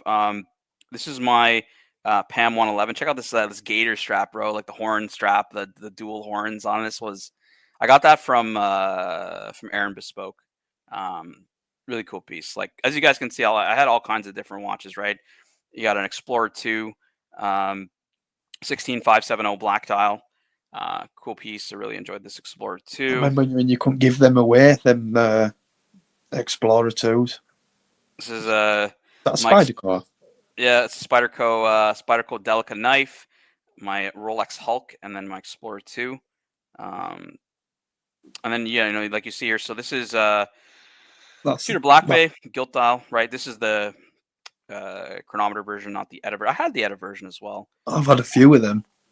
Yeah. Pepsi. This was actually this was the demo version. So this was the event at Royal de Versailles in Toronto. It was the year the Pepsi came out, so 393 weeks ago was when this photo was posted. So number of years ago. And Ronnie Paul, you guys all remember Ronnie Paul from the Mike the Snake Pantera video where he says he crashed and died in the Pantera. He took me to this event. He had an extra ticket, and he's like, "Hey, do you want to go?" And I was like, "Yeah, man, absolutely." So we went there, and they did the release of this watch. And I remember putting this watch on the wrist, Danny, and it was like, to me, this was the perfect Rolex. I could not imagine like how more perfect you can get of a Rolex. So I was super impressed, when I saw that. Is this my old Pateks? This is my 5127. That's lovely. Yeah, rose gold. Similar to Archie's, his had a different bezel. But there was that one. My Hulk, as you guys can see, my old Hulk. This is I'll tell you a story about this Richard Mille. Dude, this Richard Mille. So this was the day Jin and I went to Richard Mille. We were meeting up with Ronnie Paul. This was a couple weeks later after that show. We were meeting up with Ronnie Paul, and Jin had taken that 5127 and dropped it on this. You can see it's kind of like a rubberized mat behind me of where they have the watches. And the Richard Mille sales associates were like, they weren't in the room, and they heard the fucking bang, and they come running thinking we dropped it. But I'm just like, nah, it was just my Patek Philippe. Nothing to worry. Tudor GMT. I didn't realize you had one. I had one of these. Dude, I've had almost everything, man. Do you know that Tudor GMT though? Did you find you couldn't set it right? Were either too tight or too loose on your wrist? Definitely. I had that vibe from it, so it wasn't the best watch. I think I got rid of that pretty quickly. This is the Mark II Explorer 39. I always found this watch, I don't know what it was. It didn't really fit proportionally for some reason. A little loom shot here for you guys on the 39. Let's see here. I think we're getting into. This is Doc BBW's watch, by the way. His 4-digit Daytona. Doc's got the best collection. Yeah, this is his piece. We were we met up for him. Me and Jin met up with Doc for dinner. I think this was at like a Thai restaurant or whatever. And Doc brought this. I asked him, "Do you mind bringing the 4-digit Daytona?" And Doc never wears that watch, doesn't take it out anywhere. Yeah. But he begrudgingly brought it because I basically was like, come on, man, I gotta see it. This is my annual calendar. So Mark Goldberg calls this the Luigi dial because I had a Italian disc. And Archie, in his video, if you ever see, there's a video of Archie made for me actually. He didn't ask him to do it, didn't pay him to do it. It's called My Greatest Patek Philippe Influence. He talks in this video how he claims he bullied me into selling this watch when I had it. But this was actually pretty rare because the slate gray dial with white gold was a very rare combo to this piece. And one cool thing about the 5035, this is the first iteration of the annual calendar ever made, was the numeral 4 here, the IV, which watchmakers don't do that. They'll do the triple I, the 4 I, sorry, here instead of IV. So it's pretty unique to this watch is they use IV for that from a symmetrical perspective, I guess. I don't know, but Oh yeah, I see what you mean. Yeah, it's a cool. I always like this shot here. This was, I think, with my M4 at the time. The Luigi dial. You can see the back of the watch and everything else. So yeah, man, that's a couple of my watches. A lot of people they like to ask questions about like the kind of watches I've owned. Again, I've hey Russ, nice to see you, man. I haven't been watching the chat. But yeah, I've owned all kinds of stuff, right? From Seikos to Patek Philippe's, Nautilus to Calatravas to annual calendars, perpetual calendars, all kinds of Rolexes. I've owned it all, man. And that's why I said it's very subjective. Watch collecting is very subjective. It's whatever you like. And you and I both like that Datejust, Danny, right? That 1603. It's just a cool watch. Yeah.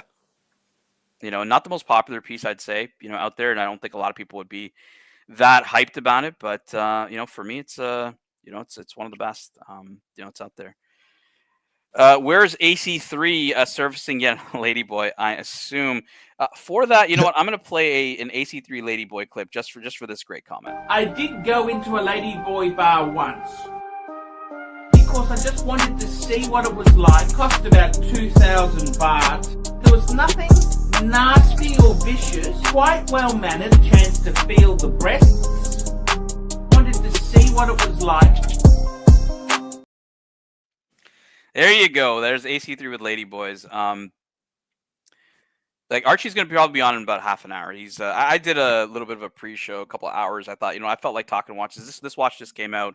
The Omega Planet Ocean. We did do a pretty in-depth look at it. Danny, did you give me your opinion on this? Like, were you like you said you kind of liked the Aquaterra, right? You weren't really. I don't know if it wasn't your thing.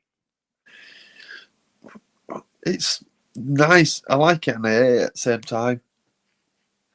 Like, if you got this on a steep discount, would you take it? Or is it like, doesn't matter what price it is, you wouldn't wear it? I'd probably buy it, try convince myself that I liked it for a couple of days, wear it for a week, and then put it away. At what price point would it have to be for you to be like, all right, I'll take it? I don't know. It's like, how much is it? So, 2,000 pounds, 2,500 pounds. What's your price on this one? yeah, I'd buy it for 25 because I fucking sell it straight away. 2,500 pounds, right? Like, and that's kind of the classic sales tactic. If it was free, would you take it today? And if they say yes, then it's just about price. And where does it need to be? I don't hate it. I don't know. It's the case that I'm trying to make sense of. It's more of a new age Speedmaster case on a diving sort of bezel. I don't know. It's like an hybrid. It's sort of like, it reminds me of like a Planet Ocean and Seamaster. Do you know the 300? Not the Seamaster Pro. The 300's with like a mix of a Speedmaster case altogether. So like an hybrid. I'm going to ask you guys, I don't know if GMT is still on the panel, if he's listening. I'm going to show you a watch, Danny, that's a pretty, where's the name of this watch? This is a watch that is pretty cool for a couple of reasons. I'm going to see if I can find here's the Christie's, ad for it, or the Christie's auction for it. So this is the Patek Philippe 3940 perpetual calendar. Now, what's unique about this is it was owned by a guy named Michael Ovitz, who I believe was the president of Disney at one point in time. And it's a piece unique perpetual calendar. Okay. What's interesting about this is the watch actually, I think it was like made in like 2014. What year is this? Yeah, 2014. Okay. So this is about 10 years, Danny, after they discontinued this watch. So basically, he was like such a big VIP at Patek Philippe that he said, look, I need you guys to bring this back from the dead. And he designed it in a very interesting way because these hands, for example, you can kind of remember if you saw my 5035 annual calendar, were luminous hands. They didn't have this on the 3940. Breguet numerals, right? On the 3940 and the salmon dial. So very, very unique. He got it all done, but he got it kind of revived from the dead. So my question to you guys, if GMT's still on the panel, if not, this is going to go to you, Danny.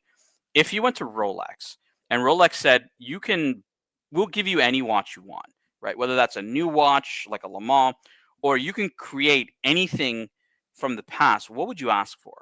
6538, I big crown. fucking knew it. I fucking knew it. All right, 6538. GMT, are you on the panel? I don't know if you're still here or not. Hopefully you are. Yeah, I am, but that's a hard question, man. Come on, GMT, Holy give it to fuck. me. Just think any watch. I can't, man. From Rolex. While you have a think man. about it, Let me think about it. I'm gonna pull up Danny's piece, but Danny knows it's gonna be in the style that I like. Explorer dial. You know it, baby. You know it. Is this a 6538? I don't know if this is a 6538. Maybe it's not, but you can kind of get the idea of it, right? It's they're all similar, weren't they? 55 and 60 for 5. They're all similar, weren't they, that era? Now, so Danny's talking about the Dr. No, the James Bond Submariner. Now, why I say it's 369, why I say I would agree with Danny 6538. I would ask for the Explorer. The reason I say that, Danny, is because what was interesting about Nick Folks's book on the Submariner was a bit of the unknown history from that book, where a lot of people talk about the Submariner being an evolution of the turnograph, which is true to an extent, but there was history before that. And in that book, Nick Folks describes how, and that is very interesting for you guys, I think, in the UK, was the Rolex themselves were trying to test out the idea of a dive watch. And so they were sending explorers, I think it's a 6105, explorers to naval vessels up in Scotland. And they had no contract with the military at the time. They were just, you knew somebody, maybe you knew the admiral or you knew the captain or whatever it may be. They were able to get the watches on there, and they'd write letters saying, hey, we would love you to test out these watches. And they were explorers that they were testing that ended up the Navy saying, hey, we would prefer like a timing bezel, and it needs to be a little bit more waterproof. And also, so the evolution of the Submariner actually came from the Explorer. So to me, that's why I would want the 369 on the 653 personally. I don't know, Dan, a regular one, right? You probably don't want to, No, I like this. You won't turn your nose up at either, would you? But I'd still prefer the thingy one, the non. Yeah, let's pull up a 30 Danny fucking 6538, baby. Let's just that gilt and that yellow just it just flashes. It's just cool as fuck, isn't it? We got a super chat from Mr. GMT's Discount Seiko Shop, $8 Australian. Britt Pierce video on watch market crashing is not sexy. I haven't seen that video. I don't really watch. Neither have I, but if he's saying it, I'll go with it. I don't really watch Britt Pierce. I don't know. She's I watch YouTube for to learn something. I don't really learn a lot. She's more of an enthusiast, I guess. It's an enthusiast channel. I mean, I'm around enthusiasts all the fucking time, right? So it's like I don't need to watch someone on YouTube doing that. I like Tommaso because you'll learn a little bit from him. And other channels where you can get a bit of information that you may not have known. But yeah, I mean, if that floats your boat, Mr. GMT's Discount Seiko Shop, go for it. GMT, you got to tell me, you're going to Rolex. They said GMT will give you anything you want, whether it's historical or new. What are you taking, man? I know you can figure out something. I really can't, man. I really can't. But if I was going to choose something, and if I had to bring something back, it would be the very first GMT. That's exactly what I was pulling up right now for you. The fucking pussy galore, baby. I have it up here on from Win Vintage. I was like, you're Mr. GMT. You knew I'd say that, eh? 100%. You're Mr. GMT. We're talking about the Bakelite bezel Pepsi. Yeah, the very first one, man. That's a beautiful watch, man. It really is. Yeah, not many left now with a Bakelite bezel on them. For a couple of reasons, all being replaced. Yeah, for a couple of reasons. Obviously the Bakelite was brittle. But not only that, Danny, apparently there was some kind of a law or a recall in the United States during this period of time where the lume, and I think it's on the bezel, I think it may be actually on the Bakelite bezel, was actually harmful, or it was leaking or something. So they kind of recalled the watch and they asked them to be replaced and whatnot. So a lot of them. It might have had radium in it. Then it might have had radium in it at that sort of time. Yeah. So there was this whole and I don't know if it was leaking from the dial or if it was directly from the bezel, but there was a recall specifically to the United States where a lot of them were replaced because of it. So you do have some that are lost to time because of them being brittle, but also like from replacement from that loss. So pretty cool history on Rolex. And that's what I think is kind of the coolest part about Rolex is like, I know everybody likes all the new stuff, but I think if you really go back in the catalog, man, there's just so much depth into like all kinds of variations and how Rolex was not like, the vertical supplier that it is today, right? Like they bought from other people. They're buying bracelets from fucking Mexico and stuff like that. You find all kinds of variances. Yeah. with But Rolex. you've got to remember back in there, right? Rolex wasn't a thing like it is now. So having your bezel insert replaced for some that in cracking or leaking were a good thing, because you used to get your box and you used to use your box to put cigars in it. The paper you got on it were only like a warranty you get for a washing machine, just to say it's warranted for 2 years. And people go nuts and they say, "Oh, I won't buy it because I haven't got papers." They won't. Some people, they won't buy a watch if it's in excellent condition because it hasn't got papers. They'd rather buy a shit watch because it's got papers. Do you get what I'm saying? Absolutely, right? Like it was a different time, a different era, right? Like and it's a lot of collectibles out there that just people didn't preserve a lot of things that if you kind of like hindsight's 2020, right? If we all knew that you could preserve these things, that'd be worth fucking insane. Like this one, right? Like I pull up on the screen the Rolex 5517, what's known as the mill sub, 20, 30 years ago. There's and Archie's told these stories too. People would have these in their drawers. Nobody wanted these watches. They were like they couldn't give them away. Yeah. And there was a watch collecting community at the time. Now these watches are fucking highly sought after. Yeah, try get one now. Military issue watches, I don't think were ever commissioned to be kept by the public. So whoever these were commissioned to ended up keeping these watches. And then obviously they've made it to the market and whatnot. Well, same with that Cormex, Tan. You want to call it? You didn't actually own that watch. You were meant to give it back because it was part of your uniform. So Yeah, all these Cormex watches are basically stolen. And you know what's interesting? So there's a guy on Instagram, Watches of Espionage, okay? And he was like complaining, not about this watch. I'll show you kind of a watch I think he was complaining about. I think it was a Rolex attack helicopter. And I'll pull up an attack helicopter for you, Danny, because you'll know what I mean. So this is more of a newer piece. It is an Explorer 2. Does this not have the right photo? Yeah. So this is I'll share the tab here. So just a basic, it's a brand new, it's a newer Explorer 2. On the back, obviously, it was the UK Attack Helicopter Force. It's numbered, and you were able to purchase these from Rolex. They have actual papers, and I believe the papers came from like the London boutique from Rolex. So you had to be in the military to buy them. They weren't necessarily military issue watches, like you weren't given this to go in the field, but you could buy these. Anyway, so they end up getting on the market like you described, right? So not stolen like, the old mill subs, but Yeah. it's interesting. Watches of Espionage like was really kind of hating on people buying these watches. I don't know if he was claiming stolen valor and stuff like that. And I kind of wrote in his comments, I'm like, well, at what point is it not stolen valor? Like, if you go and buy like a fucking shield from like, some ancient Roman soldier that's being sold on Sotheby's, like, is that stolen fucking valor? Like, at what point Yeah. not collect military, military like, history or military collectibles, you could call it. Like, it didn't make a lot of sense. It's a massive thing. It's a massive thing. Military memorabilia, isn't it? Like, Yeah. But the UK has a few of these. This is one of them, the attack helicopter. I don't know if you've seen this other one. It's called the Rolex Sea King. And in the Sea King, these are new versions of. Actually, European Watch has a good one here. So the Sea King is a GMT Master 2. And you can see on the back, fear God, honor the King. Rolex Sea King. I've not seen any of these two that you've shown me.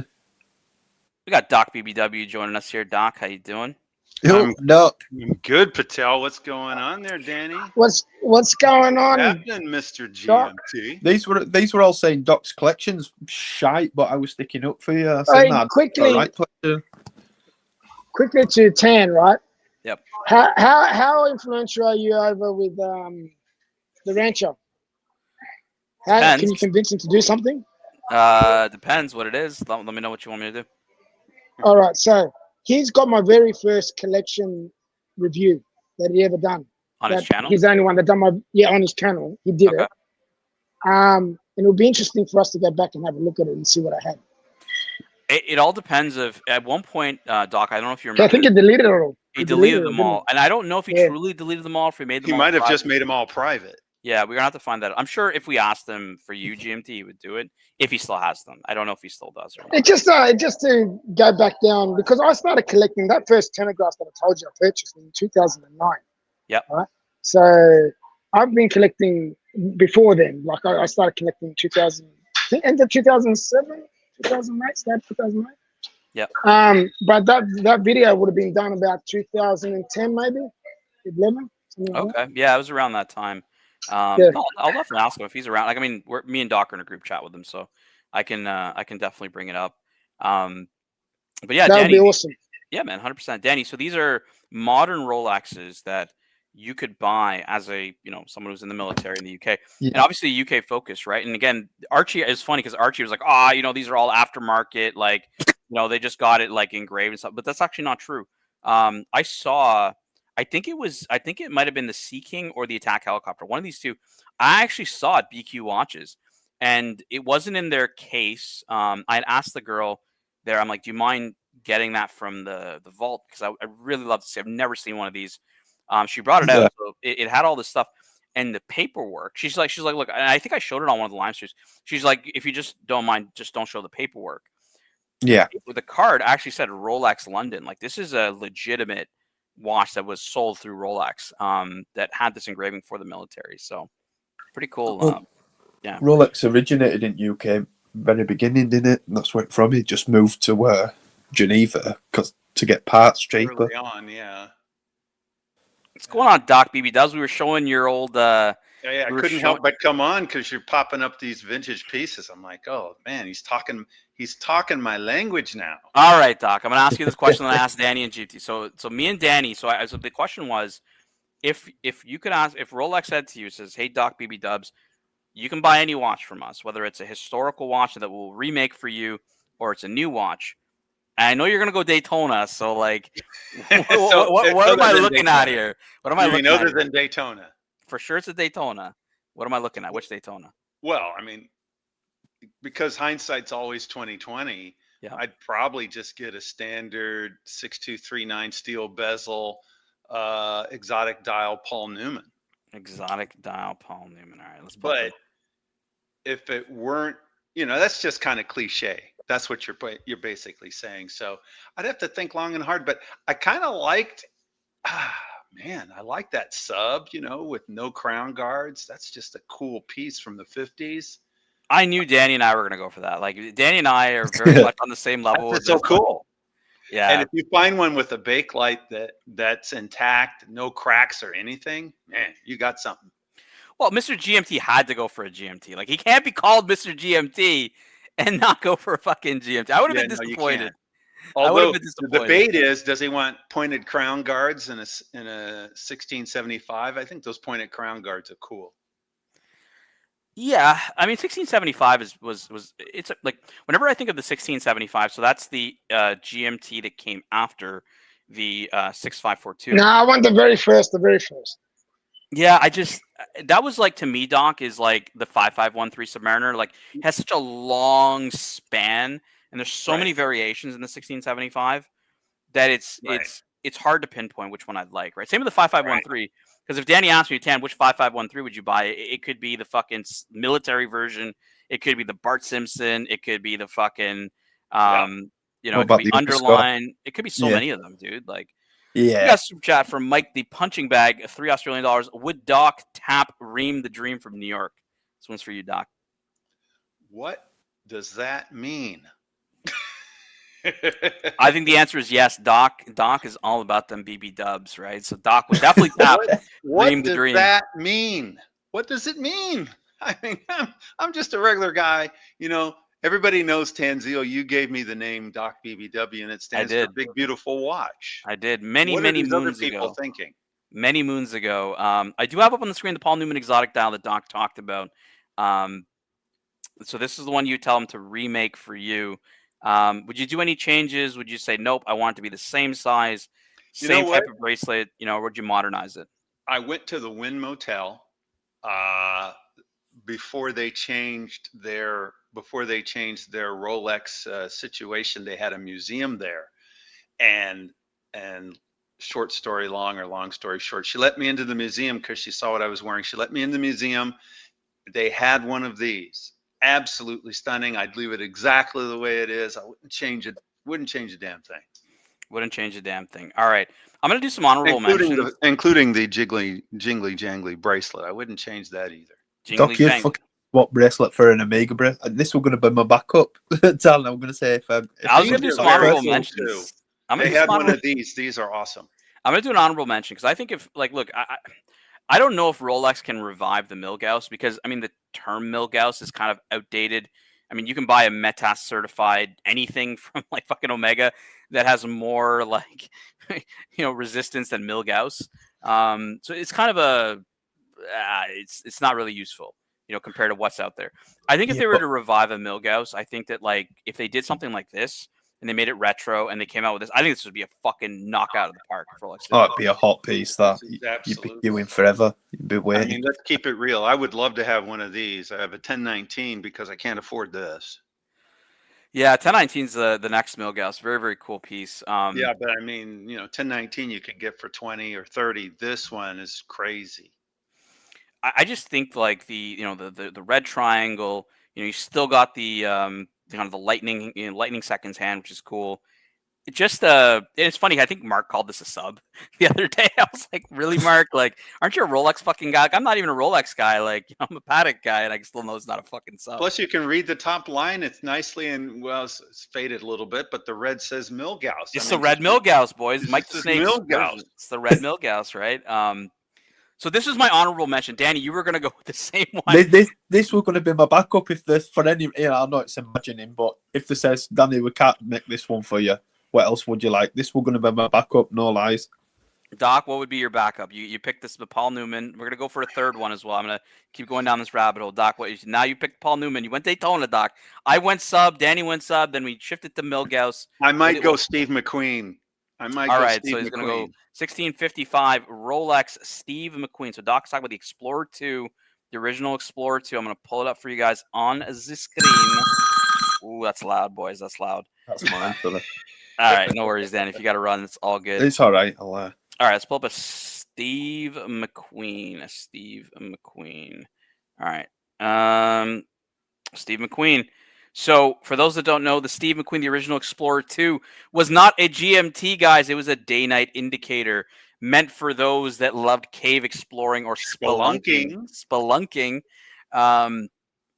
This is kind of the watch that I think, to me, makes me dislike the modern Explorer 2, because if you think of the modern Explorer 2, it's a GMT function. They kind of changed it because I think they quickly realized, Doc, that spelunking is not necessarily the most popular fucking thing out there in the world. Not too many people do that one. And too many people know what it is. And it's funny because you got this day-night indicator, and it's kind of like, I think someone said to me, well, if you're wearing this watch in the, in a cave and you don't have like a fucking, they're kind of like, what's the point of the lume? Because, for example, if you don't have a flashlight, it's kind of useless because you can't see anything in the dark anyways. Like, what the fuck?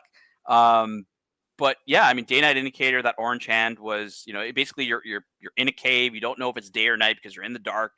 And it allows you to track that. Very unusual. I mean, it's not unusual in the sense that we have day-night indicators on a lot of watches today, but that was kind of the main purpose of this, right, Doc?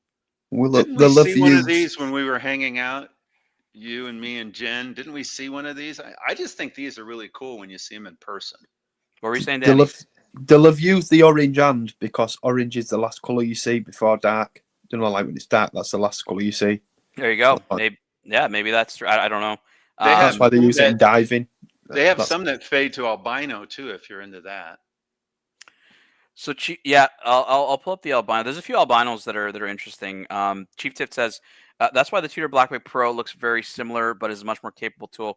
Is a great buy. Like, I think that when you look at the Explorer 2, it's just a weird watch. It's quirky. Never really was ever, I think, identified with Steve McQueen. I don't think it's ever been seen with him wearing one of these. No. It's just kind of got that nickname, the Steve McQueen, for some fucking reason. They associate it with him, but like Steve McQueen Because is he was associated wearing with Rolex, but not this Rolex. not this one exactly, right? So it's a bit of a strange one. So let's talk about albino dials. So Rolex, I'm going to start off with the GMT albino, GMT Master albino, because I think that's a cool one. It was restricted only for Pan Am executives, as far as I remember, on the GMT albino. So obviously white dials are quite rare with Rolex, but they did do some white dials in the past. So this is the GMT Master 2, Those are six. nice. Yeah, it's a 6542. So it's the same one that the GMT said would be his his one watch that he would ask for Rolex to make for him. But in an albino dial, specifically made for Pan Am executives. Pretty fucking rare, dude. Yeah, I forgot about those. Yeah, man. There's this one, and then you had the Explorer 1, the 10. I think it was the 1016 albino dial. Also quite a rare piece. Pull up. Hodinky has a whole article on albino dials. But here's an Explorer with an albino dial. Let's remove this bullshit that they pop up. You know what else I'd like, since you're talking about these Explorers, is exactly I'd like a sub with an Explorer dial. Well, yeah, that was my choice. When Danny was like, "I'm gonna go with a Yeah. 6538," I was like, "Yeah, man, me too." But you know what I'm gonna do, and Danny knew right away because him and I have talked about this before. Is I'm gonna go Explorer now because Doc, the fucking Submariner was evolved from the Explorer. Exactly. A fact it's not talked about a lot. And my mind wasn't thinking about it until you brought the Explorer up, and I go, "Ooh, that's what I want. It's a sub with an Explorer dial." And look, this was rumored that Rolex was potentially considering putting a white dial on the Explorer 1, which is an interesting concept because I think that actually might be popular. I think White it dial. would look nice. Yeah, it's a bit OP-ish, you could say. Like it could definitely be confused with an OP, I guess, from that aesthetic, because the OP and the Explorer are very, very similar. But one thing a lot of people don't talk about with the Explorer is it's one of the few Rolexes that's actually like a commemoration watch. It's not the watch that went up Everest. That was an Oyster Perpetual, but the Explorer came out after the ascent of Everest as a commemoration to that. Right. And it's just people don't talk about it that way. And that's what it is. It's a commemoration watch, is what it is. It's not the watch that went up Everest, which is commonly, even though Rolex likes to fucking, play with the truth. Did it first. Well, then there's talks that Smith's Everest did it first as well, isn't there? Well, I believe the Smiths was the watch that they brought up. They did bring a Rolex with them, but I don't think that the Norgay or Sir Edmund Hillary are wearing it. I think it was either like attached to like a bag or in a bag or something. Like I don't think it was actually on the wrist. But I've always asked Archie, because Archie's like, "Oh, the Explorer is the greatest tool watch." I'm like, what is the tool aspect of it, right? Like it tells the time. Archie's like, "That's just a very accurate watch." I'm like, "Yeah, but that's a lot of watches. Like, I mean, you can't describe that as a tool watch. Like, what are you talking about?" Chieftain says the white dial washes out the Explorer. I think what people love about the Polar Explorer 2 is that white dial, right? Like, because white dials are so uncommon now with Rolex that I think people it's just kind of like how the Speedmaster white dial was, right? People just love it because it's different, right? And I think a lot of people love the cream dial. If they can get their hands on it. If they can get their hands on one. And imagine if they came out with an Explorer 1 with a cream dial. Oh my God. Let me pull you guys up. A 16550 cream rail dial. Says Doc is speaking my language. We're talking vintage Rolex, and Doc knows I like my vintage Rolex. So let's find a cream rail dial. And Patel knows I like mine. Yeah. Not a lot of YouTubers talk about this. So look at that. This is a 16550. So this is the version after the Steve McQueen. So we went from 16555 to now 16550. Cream dial, and not only cream, it's a cream rail dial. So you can see obviously superlative chronometer, officially certified, is like kind of aligned. So that's why I call it the rail dial. Pretty rare, dude. These are epic watches. What this brought out as a transitional model? I think there was a transition. There's a 16550, and I think I don't know if it's like how the sub was, where there was like a 16800 and then another one that came right after. But yeah, I think this was transitional before the 16570, which became the one you saw that was on in my photos from earlier and stuff like that. But yeah, I believe it was. And it may have been that it turned out not as popular. They may have tried it for a few years. It wasn't as popular, and then they dropped it. All right, we got Chief Tit here to tell us what he thinks. Go for it, Chief Tit. He likes a watermelon dial. I love that. So Chief Tit says it works on the Explorer too with the orange 24 hand. So I mean, even before the this is obviously the cream dial, but it had the red hand, right? So again, some differentiation or accentuation from the red hand, on it gives it a bit of pop, I guess. And I agree with that. I don't think that's an off assessment. I think that thing's absolutely. My audio's dropped out. I'm gonna have to drop out because my audio's dropped out. No worries, Danny. Thanks for coming on, man. Appreciate it. No worries. Good to see you, How do man. you guys think that the You old too, Doc. See you later. See you later, Chief Watermelon. See you later, bud. Go How for you it, guys Chief. think the old ones have got something about them, man. I don't know what it is. It's got a certain nostalgia about it that the new ones just don't have with all that. I think we I think talked the about newest ones have no patina. I mean that could be used as character, right? But it's kind of how Chief Tit's describing it, right? Like, because there's a lot of different things you can look at on pieces like this. Like if you look at the lugs, right? Like, the lugs are a certain way that are a bit different than today. You've got obviously the dials, a lot of different variation in the dials. The hands are different. You can see this kind of an older style hand. It's just a pointer hand versus the bigger hand on the GMTs. Like, we're so used to seeing new models, and we see it all the fucking time, that when you start looking back, Chief Tit, like you said, it's a different aesthetic. It's still got that cool vibe. Like I talked about it earlier on my show. I know you joined a little bit later, but Danny and I talked about Rolex DNA and why Rolex really failed Rolex really failed on a lot of their dress watches because they missed a lot of that Rolex DNA. Archie, what's this watch on the screen, if you don't mind me asking you? Do you know this watch at all? 16550 with the cream dial. Cream and rail, baby. You got the cream rail dial. Wow, amazing. Hello, how are you? Not bad, mate. Not bad. Look, you know what? With those, Archie said a while ago that the 5-digit ones, he was even thinking about going for a 5-digit collection. And I'm just all over that. Love it. I love the thought of it. Apart from everything else, it doesn't have the frustration of having to deal with those fuckwit dealers, the authorized dealers. If you want a second-hand one, just go and get the second-hand one. You're getting it at market price, and whatever it is, and you can go buy it straight away.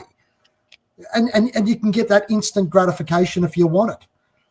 That for me is a big thing. Like, I mean, there it is. It's there. It's for sale in that particular shop. I can go buy it. That's the model. That's the year. I love the old patina that it's got, the nostalgia that comes with it. It's something you can buy immediately. You don't have to go on a fucking waiting list, or otherwise. You don't have to bring Krispy Kremes. Yeah, that's exactly don't right. Bring chocolates to your dealer, hoping to get a Rolex at retail. But don't you reckon it's annoying when you see one that's a 2025 model and somebody's got the watch for 5 and 10 and 15,000 more than it is actually for sale for? That's stupid. Who the fuck does that? I don't know.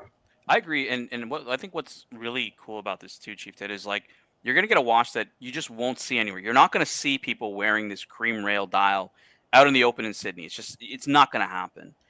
So very, very unique. And if you did, it'd be for the people that actually count. It'd be like, fuck, look at that. You know what I mean? Rather than some fucking Chinese tourist who's got the latest version on his fucking wrist because he bought, $250,000 worth of useless jewelry for his wife, so they sold him one.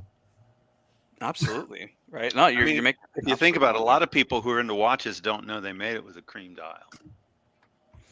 Archie, we got Amin Reviews in the chat. He's a good friend of the channel who says 116520 white dial has a lot of that 5-digit charm, and I love the warm silver sub-dial rings.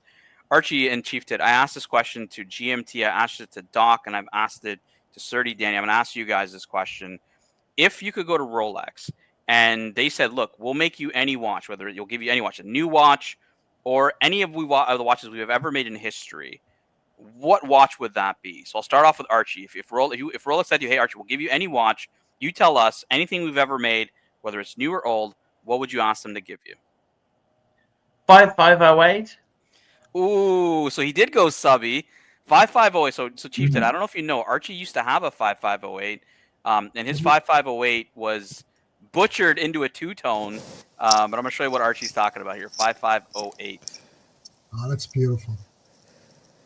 What's So going it's on, a Nick? 37 mil sub. 37 mil, actually. Sup, homies?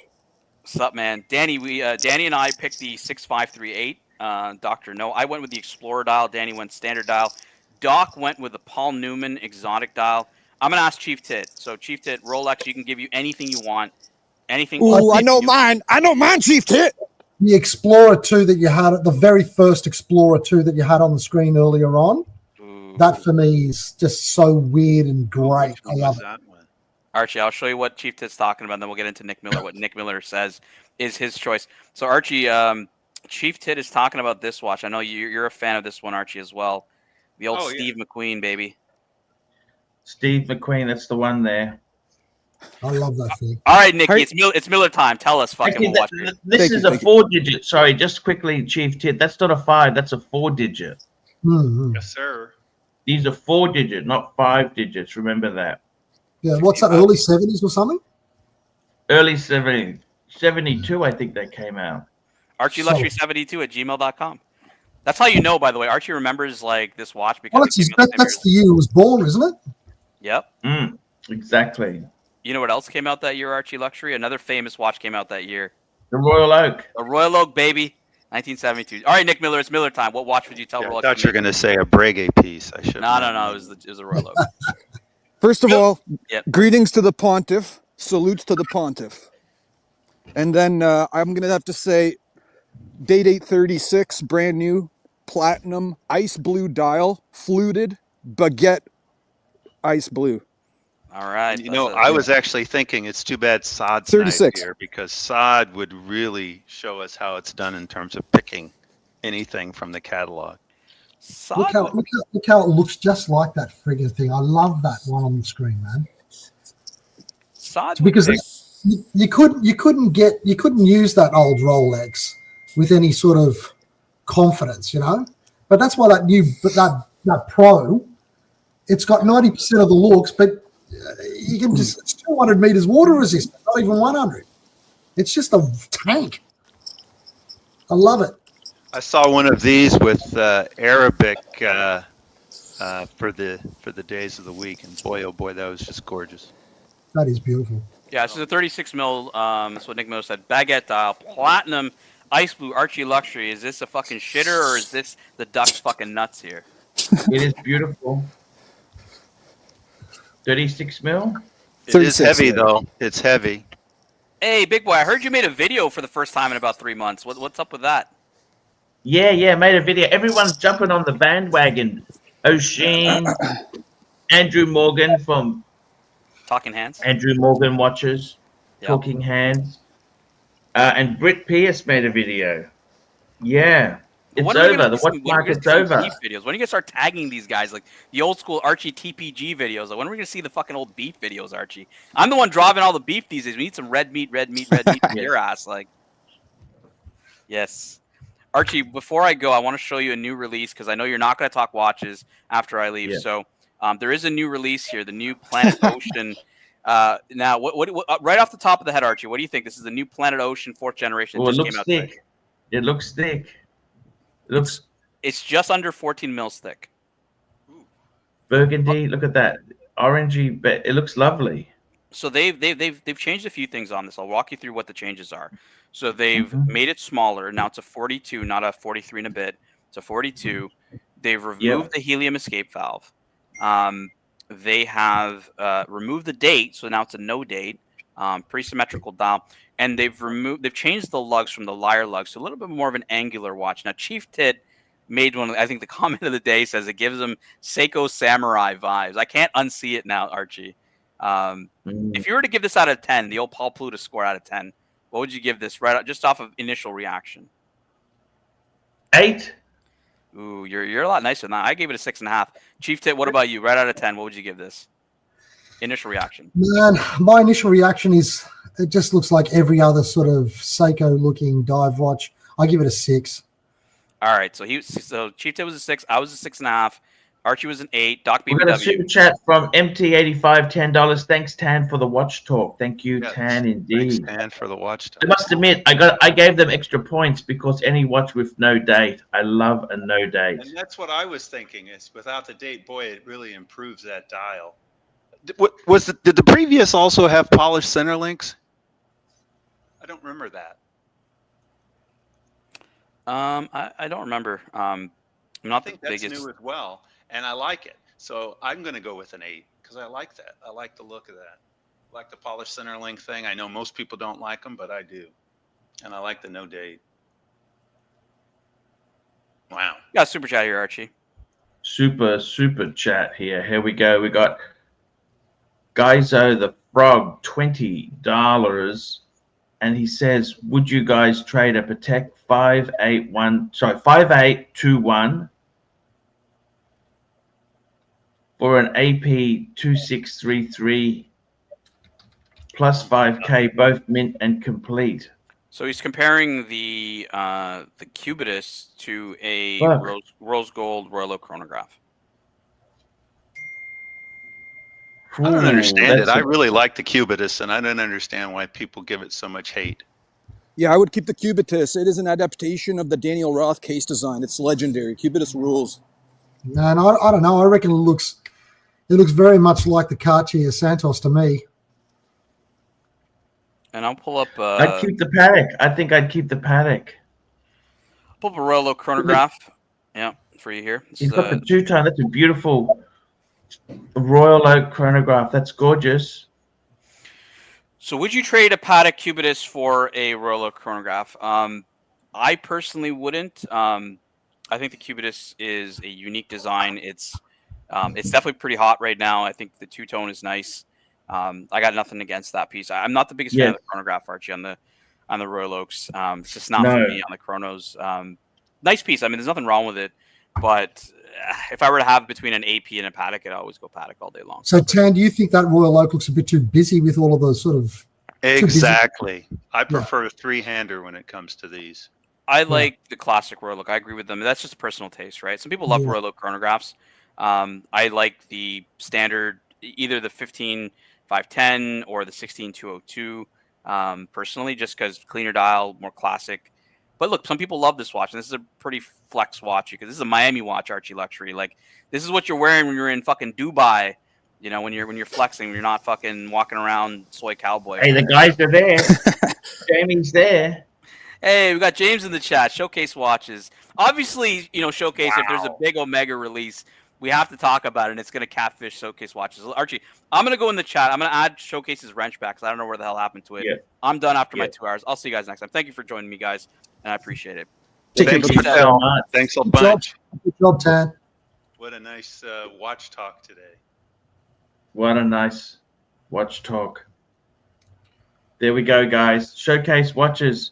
The bracelet harps back to Omega of old, the baby pro prof. How is Showcase? Showcase, what a great guy. Yeah, I think that bracelet really helps bring it out, along with the cleaning of the dial and getting rid of the date. It really just is a nice looking watch now. The Plo Prof's Yes. I love the Plo Prof. It is gorgeous. I've had one of the original pro profs, Chief Tit. Did you have really one of the original? Yeah, like a 70s one, you know? Is that somebody famous in your avatar there, Chief Tit? That's me. Oh, okay. But I mean, when you put, it was one of those things that my wife put on, like, you know, one of those chat things, and then she decided to put the little bow tie and the moustache and the monocle and the hat on. Okay, I get it. So But you the rest with is a little bit of camouflage, a little bit of a disguise. little bit of camouflage. I Hey get guys, it. what do you guys think there? All the YouTubers, Andrew Morgan, we had O'Sheen, we've got Britt Pierce saying the watch market is dead. What do you think? Is it over? I think it's dead for some people, you know, just like always. I think the investment side is dead. You know, where Exactly. people. But that's not what it's supposed to be about anyway. So Absolutely. Good riddance. Bye-bye. Yeah, good. Get rid of these dickheads who never used to wear the watch. They'd go and buy all the stock and stick it in a safe and take it out of the market for some of us who actually want to look and use these things, you know? Yeah. So good. Bye. Good. Fuck off. Take it, you know, go. That's it. I Exactly. think it leaves people who buy the watches because they really just fall in love with it and they want to wear it. That's it. These dickheads can get out of the market and go buy their Colombian coffee beans or whatever they were into before. Or other commodities. Exactly. 100% right. Yeah. In fact, you could even say it's karma and they deserve it. Fucking oath. Absolutely. I love it. I love the fact that they're fucked off. These people go, yeah, you know, and if you buy it, you can sell it for this much. It's like, that shouldn't even be a factor when you buy a watch. Really? It's like, do you like the fucking watch? Buy it. One that they loved. They bought hundreds of that one that other people love. And they figure, oh, I'm going to keep it and make a good profit on it. Yeah. And then suddenly it tanks. Oh, good. Bye. Absolutely. And I hope they never That's come the way back. it goes. But I think for the watch lovers, the market is, as the talking heads might say, same as it ever was. That's right. Same as it ever was. That's right. What was that? That was from a movie as well. What was that? Stop Making Sense. Yeah. David Byrne and the Talking Heads. And it was in a movie. It was that one with Nick Nolte, wasn't it? Oh. It was You at the end mean of 48 Hours where... Yeah, 48 Hours. That was it. It was in that too. Police in jail, Roxanne. He's singing Roxanne from the prison or from jail or whatever. That's right. I think right at the end it had that same as it ever was, that song that you were talking about. Yeah, it probably did. I don't remember that part, but I'm sure it had a lot of interesting 80s music. Yeah. Yeah. Yep. Well, it goes to show what our ages are, revealed by that. Yeah, it's just amazing to think. Yeah, you were a kid when that song came out, and now Absolutely. it's like 40 years later. So what is that? Arch, did they have a Plo Prof that came out afterwards, like a reissue or something? They've had one, a modern one, for a long time, but this new one that's come out has reduced in size. That's the whole thing there. Well, that thing that we just looked at before, is that what you mean, or is there a new? Yeah. It's I got to tell you, the Omega's been pretty crazy with their price increases. Do you ever go to you got a big Omega boutique in Martin Square? Do you ever go there, Chief Jet? Yeah, I've been there a couple of times. It's pretty good. There's no customers. No, there's no one in there. They just don't have the hype, do they? I mean, with they're expensive as well, you know.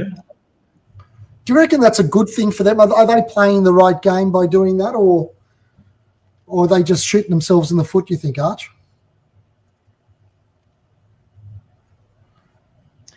Well, I think the problem is, you know, they have had some increase. I think they've gone a bit greedy with the price increases because the brand is proving to be soft. So they came out in 2025. That's as a 2005, nearly exactly 20 years ago, after the first Planet Ocean was released. Now these aren't Pro Profs. These of course are the Planet Ocean. They're making it smaller, 42 mil. Because the fashion went very big, and all they've done is they've gone back in size. You see? Yeah. That's all they've done is they've gone back. But the Planet Ocean has been their serious dive watch. You know, that's their serious. They've got some huge. What's the deep sea go down to? It's pretty amazing piece. But they always had that competition with the Sea Dweller to see who went down deepest. You know, those little sort of market. It's interesting that they have taken the helium escape valve off. That's pretty damn amazing stuff, because that was always a big. That's going to make Mike the Snake exceedingly happy. That's that one thing he didn't like about it. What do you think? So of in that? Aussie dollars, this new one is $15,000.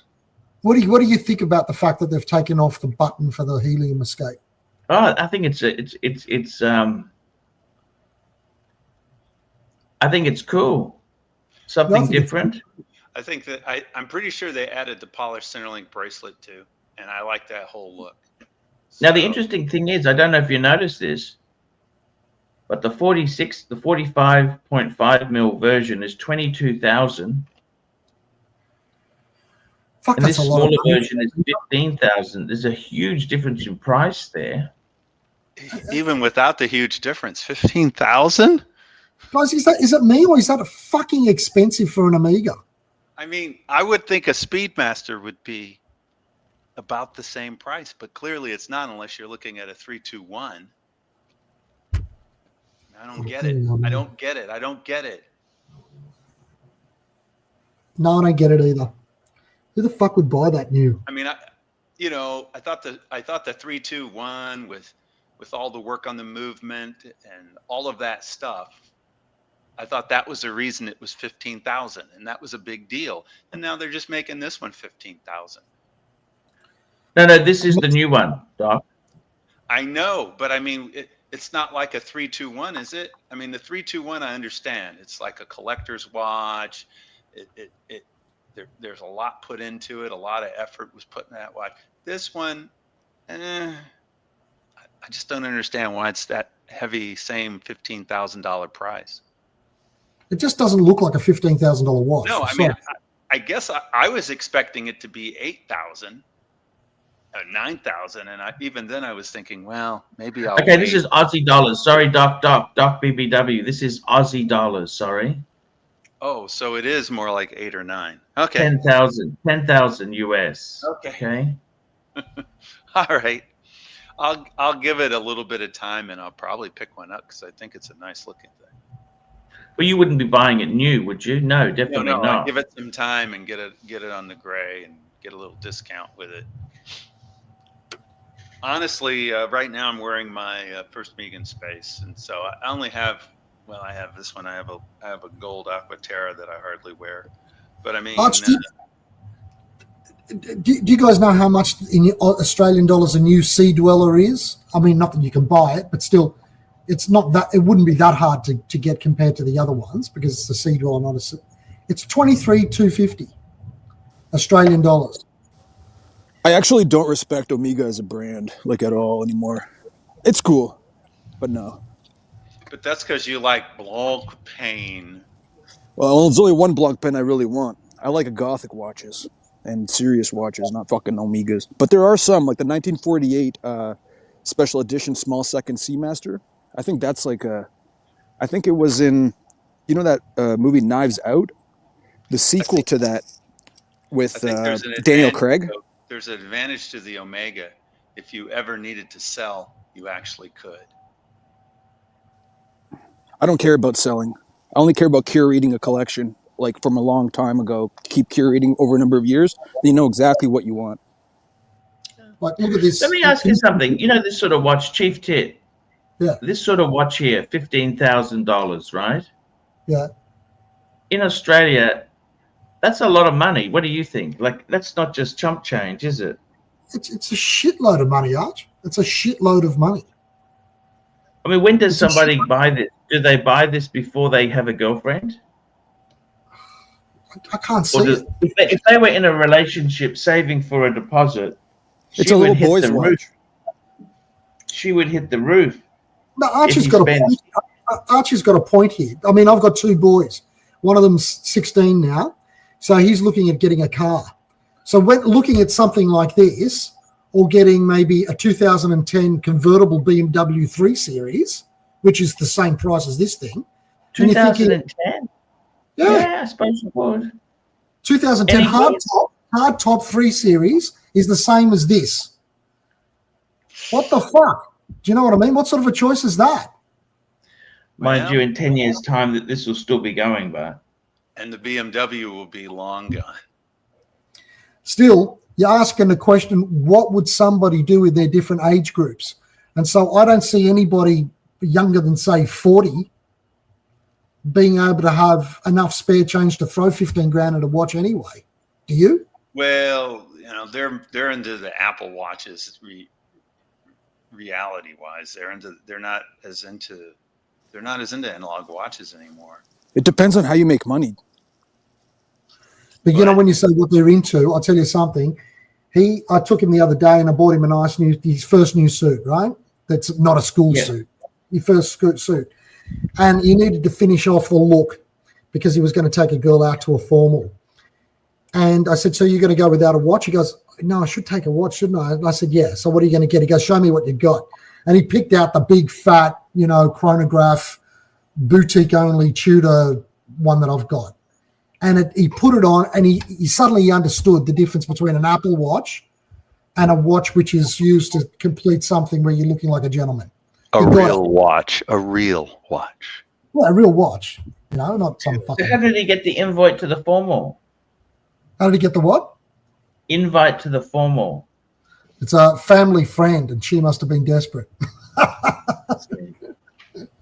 She was another young girl, So it was nice. It was nice looking at what was important to him at that age. It's totally different to the way we think of things, or even the way we thought of things, Archie, at that same age, What grade he's in? 11? Year 10. He's finishing year 10 now. Wow. Yeah. And what does he want to go into? He's got no idea. I'm trying to get him to go into law like the other one so they can take over the family business. Ooh, that would be cool.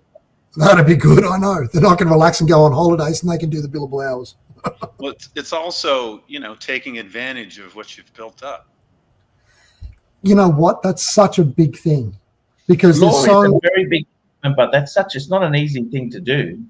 It's not, Arch, but it's not the hardest thing in the world either. But if you've got your mother and father that are both lawyers and you're in the same household, it makes the study of it a lot easier, and also makes getting into the industry easy because he goes straight in there. We teach him all the ropes. He's got 30 years worth of clientele that are sitting there as goodwill. He's not, twiddling. Yeah, there's a legacy. There's a legacy. It's a big thing to go into an office and not have to worry about where the next matter's coming from. It's called a silver platter. You should take it. Absolutely. And also, if they're game for it, they could become corporate lawyers and they can become part of the foreign ministry, or if they want, and they can work with corporations and oligarchs. Yep. All of that. I don't know if we have too many oligarchs. Who's the oligarch? Have you got clients who are oligarchs, Chief Tit? Every country has oligarchs. We don't have oligarchs. We've got some high net worth individuals as clients in the firm, but not oligarchs. He's not allowed to talk about it either. We've got a couple of actual foreign governments as clients as well, by the way, which is interesting. But anyway, there you go. Food for private discussions. You have some connection to the diplomatic world there. Quite a bit. That's interesting. Wow, interesting. Yep. Southeast Asia? No, actually, closer to the Americas and in Europe. Oh, that's awesome. Cool. So, Archie, when are you coming home? Today. Oh, good. You're looking forward to it? Yeah, I am actually. I'm really pleased. I think it's good to get back now. Yeah, I am. I really am. I am really looking forward to coming back. That's good. I'm going to go away. I must say. Sorry? I'm leaving next Thursday for about 5 or 6 days to go to New Caledonia just for a little quick holiday. Oh, that's fantastic. New Caledonia. Wow. Yeah, so it should be interesting. You'll enjoy that. Yeah. What watch do you reckon I should take? Should I take the Explorer 2 as well? You might want to take a diver with you, hey? That's what I'm thinking. I might go the old Tudor. Have you been to New Caledonia before? Once before, when I was like 25 or 26 or something. Okay. Have you been? No, I've never been to New Caledonia. And we've got the world, speaking of going, gentlemen, world's greatest dog trainer, Marky Goldberg. How are you? Mark! Oh, I got to catch up. I got a super chat. Starchy here, $2. Arch, how much have you in savings right now? Not much. Savings? Spendings? Listen, can I ask a quick question? Does unutilized HELOC actually, it should count as savings, right? Yeah, of course, Marky. There you go. I don't think you read Huratan's. Huratan, $2. It's Miller time. Thank you. That's from our friend. We've got a super chat from CB. Super chat. CB, $5. The Amiga Scuba to get is the one I sent you on WhatsApp, and I have lots of respect for Amiga. Let me pull it up. We'll get this baby on the screen. Pull it up, big boy. Green Man says HELOC is not savings, but it is unrealized gain. Therefore, it is in fact savings. Normally, he spent it, but now he didn't. So it's savings. See what I did there? What did you do there? It's a good question, Chief. Chief Tits. Can I call you Chief Tits? Is that okay with you? Whatever you like. What do you think of Doc, this? what are you doing here? The Is it Ultra over Deep. before It's we also begin? got no date. The Ultra Deep has got no date as well. Look at that. Look at that, guys. Mark likes ultra deep. And that's also got no helium valve either, does it? It doesn't have a helium valve. You know, Chief Tit, I have a ball watch, which means I go ultra deep balls. Balls deep. There, I thought you were down to one ball, though. No, Doc, I have 2.5 balls. 2.5. I have 2.5. One is broken. But What, did you have 3? That's too bad. I know. What do you mean you got 2.5 and one's broken? That means you must have had. He's counting the ball that's broken as a half. That's correct. See, Doc understands. Catch up, Chief Tit. Which is, I think that's the standard anatomical definition, right? I don't know. Well, you're the doctor. By the way, what if it needs adjusting? What do we do? I think when it's Archie, broken. what are they talking about, Archie? Actually, the balls adjust themselves. No kidding. Yeah, well, you know what? That's true. Up and down That's they probably go. true. according In to fact, the they're very temperature. sensitive. You don't want to attack them too hard. So yeah, they adjust It's all themselves. temperature Just leave them sensitive. go. That's right. Yes. Yes. What you doing, Arch? What's happening? Yeah, I got to tell you, I really like the blue and the white. Great fan of this blue and white here. I do. No wart. So- It has no wart. Let me ask you something there, Mr. Goldberg. There, the comments are coming out. We've got the Andrew Morgan's come out and said, "Watch Market's dead." Britt Pierce says it's dead. O'Sheen O'Malley. You know what they're really saying is, I'm not getting any views. Oh my God, my algorithm income is down. Whee! That's what they're really trying to say. That's what they're really saying. Good That's point. right. I can't make any money. I can't do any flipping. Correctamundo. And yet here you are with all these. Wait, where are they? Guys, help a brother out. We need a super chat so we can feel superior to them. So you're going to New Caledonia next week, Chief Tit? Yes, next week. It was a last minute thing. I got on the phone with the Wow. wife yesterday and we thought, you know what, this is fucking annoying, all these people that we're dealing with all the time. Let's piss off for a couple of days. And we booked within an hour of coming up with the idea. Wow, that's fantastic. Now, what is there to do in New Cat? Where the fuck is it? First of all, none of us have ever heard of it. It's about 2.5 hours off the coast of Australia in the middle of the South Pacific. Oh, it's an island. I see. Now, 2.5 hours by plane, not by kayak, right? Yeah. Yes. Okay. And is it like Bali? Is it like that? No, not really. It's all French. It's a bit like a French version of Fiji. I see. A Numida itself would be like, imagine Honolulu without the surf and very low market version of it. But yet, and the radiation is free. No, they didn't do any atomic testing down there, I don't think. The whole region's fucked. It's like Las Vegas. What do you mean region? It's like a third of the planet. The region's I know what it is. They tested all over that motherfucker. now could you explain Las Vegas, the radioactivity of Las Vegas? That concerns me. It led to the deaths of 700,000 Canadians. All got paid out by the government, and it's just been swept under the rug. How many Canucks were living in Las Vegas? I don't know. Well, why Archie, did they kill Canadians? Archie, that means I better take over that watch they had on Thunderbolt. You know, the one with the Geiger counter. Yes. So then when I go over there, I can report back to You Nick should about bring that. I would bring that myself. the Geiger counter. Let's see how much radiation's left in New Caledonia. And then I wouldn't, get the fuck out of there after that. And if I come back with 3 tits, you know what happened. Well, where would you rather be, New Caledonia or Chernobyl? I mean, honestly, bro, I wouldn't be in Chernobyl, but it's a small, concentrated area, and the dust swept across Europe like decades ago, so the whole area is contaminated still. But that's not the same as as hundreds and hundreds of nuclear. They tested way more than it's official, guys. Way more. So we can make an informed decision, Nick. What type of watch would we take to? We know what we'll take now to New Caledonia. What do we take to Chernobyl on holiday? Right now, I would take whatever helps you shoot a rifle better.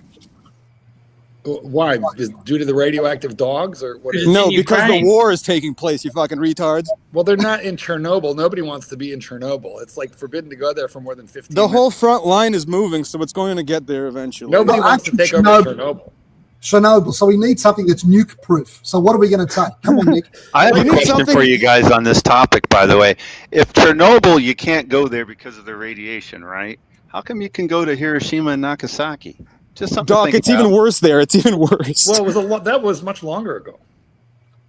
Because the Japanese had Doc. There was a meltdown in Chernobyl in the one not Nagasaki, but the tsunami disaster where they had the nuclear power plant overload.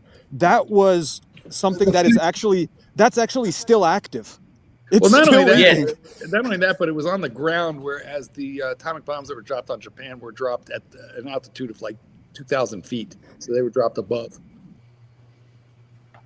The point is, though, not a nuclear winter, radioactive. I don't know, Doc. For all we know, it could have just been, like faked. Was it in fact faked? Exactly. I mean, there was probably some radiation in it, but it probably wasn't a great deal. You know what? They probably dropped, like apple pies. We killed a lot more Japanese in one single firebomb on Tokyo. That's right.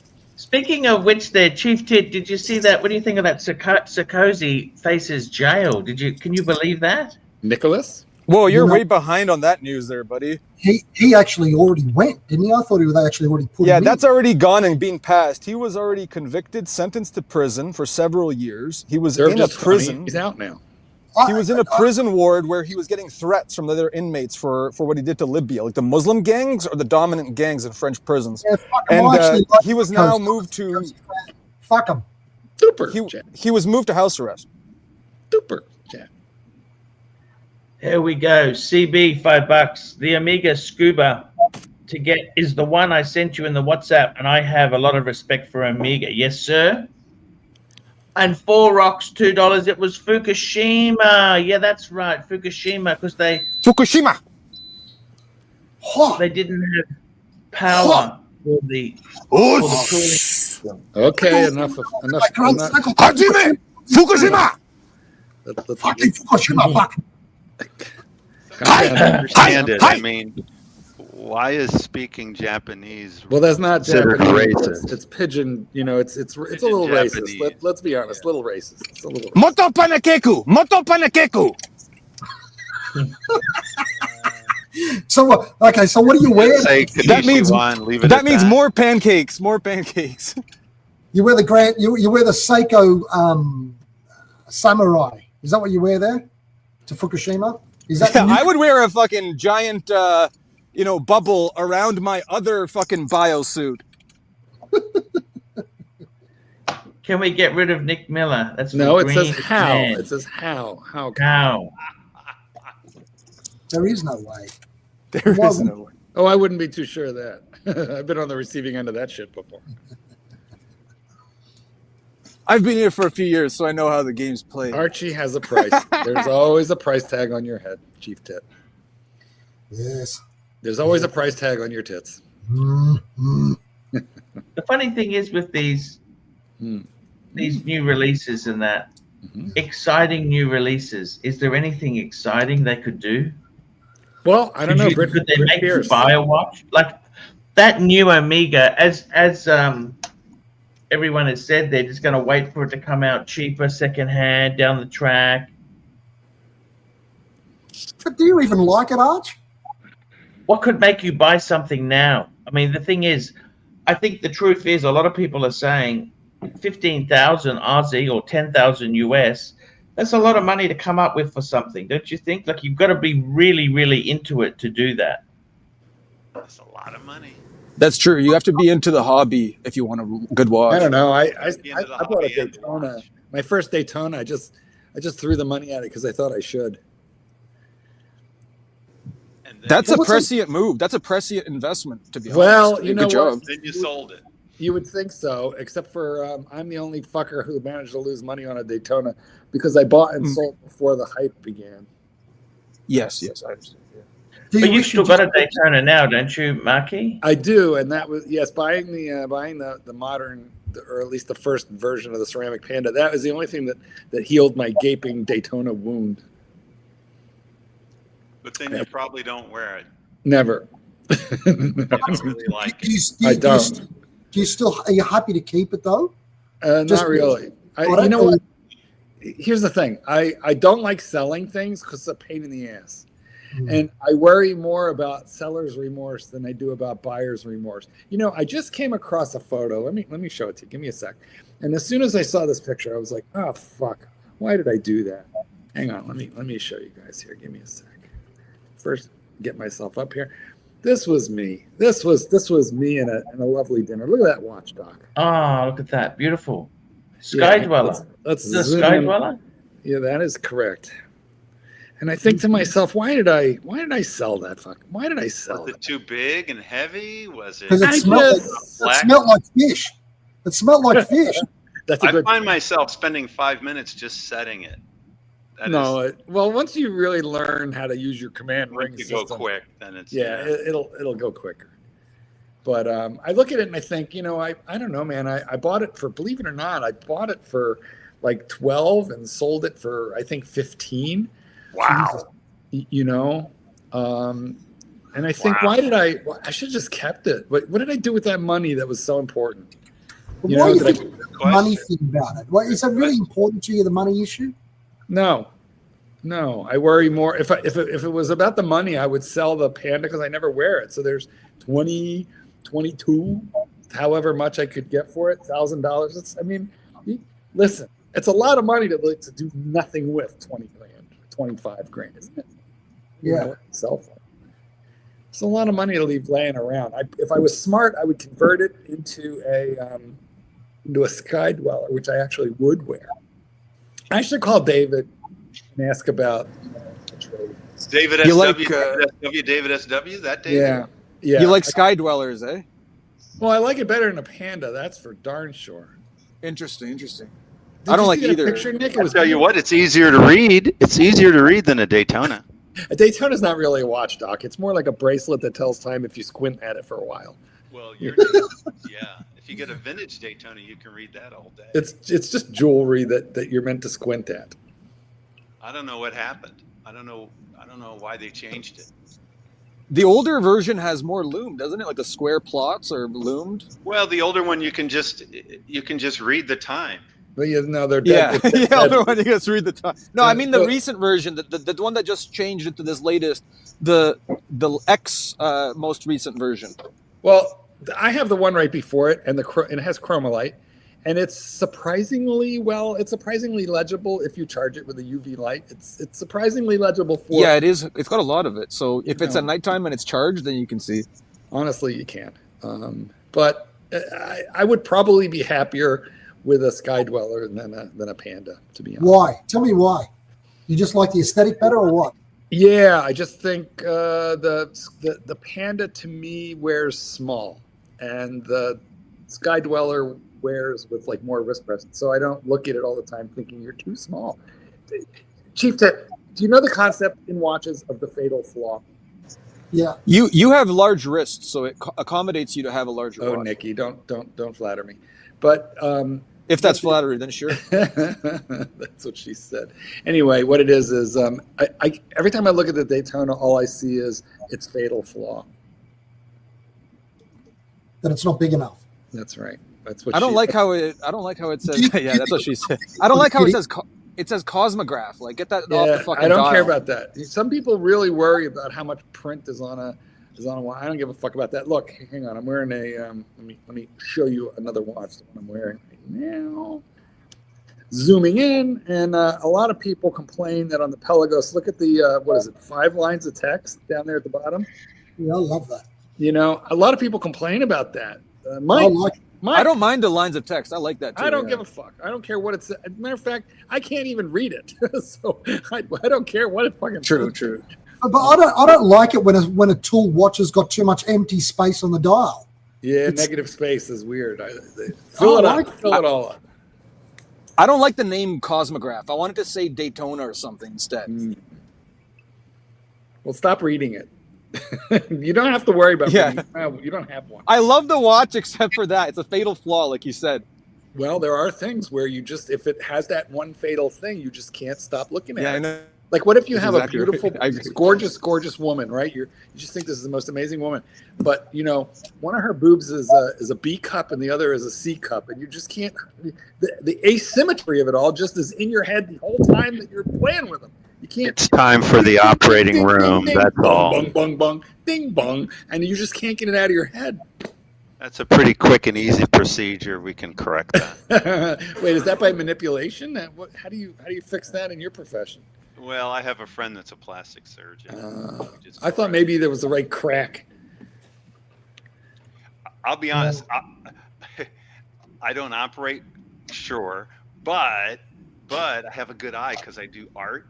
And so my buddy asked me to come in on a case that he was doing just to assess whether he did the boob job correctly and both sides were equal. No ptosis?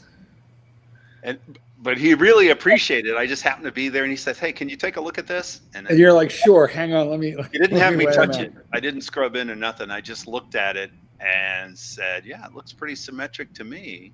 Just 3 more puffs on that one.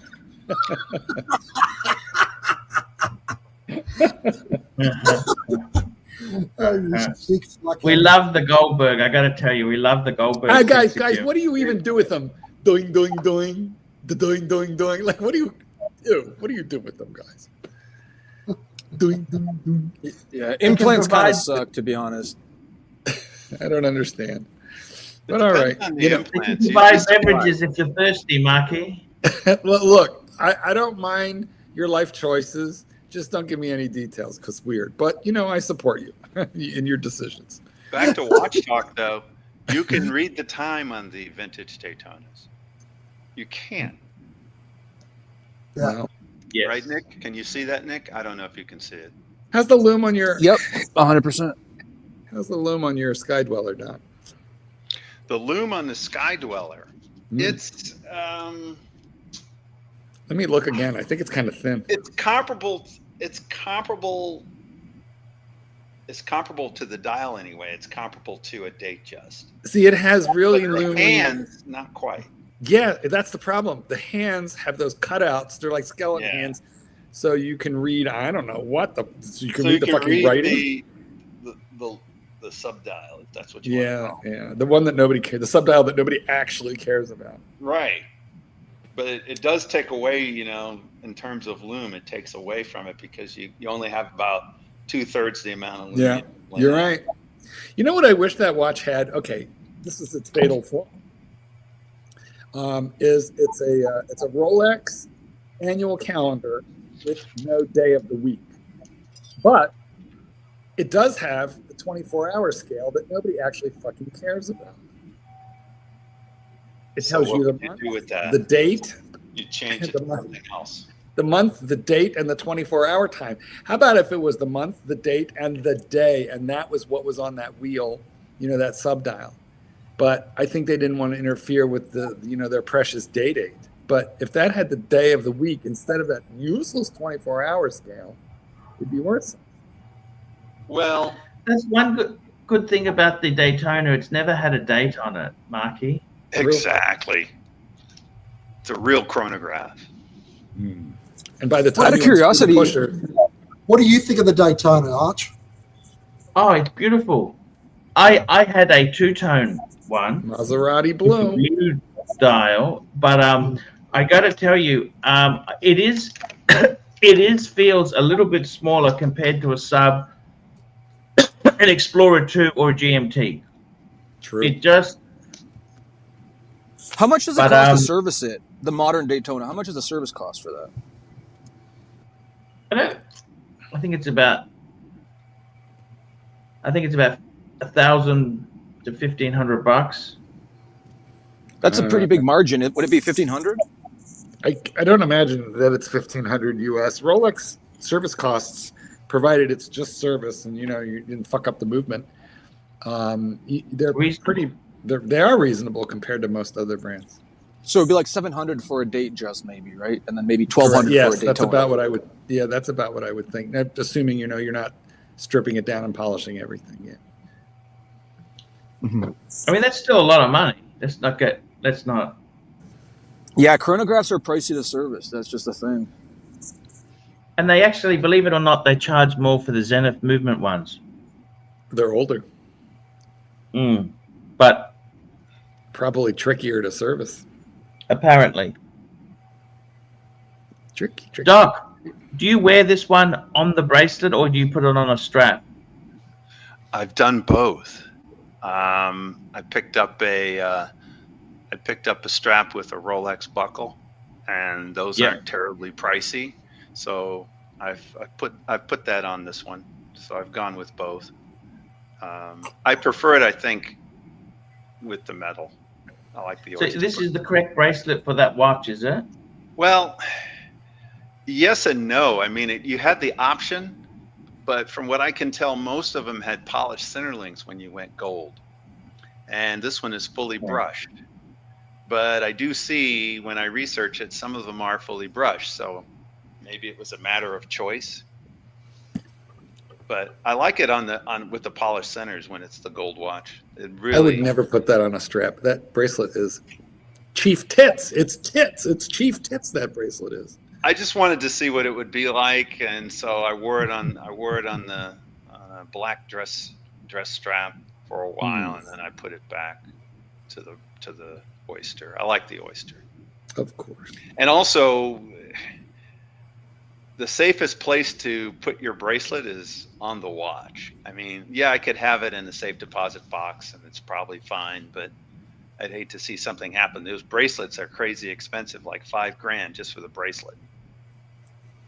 Hey, Mark, what do you think of the watch that's I'll put a link in the private chat.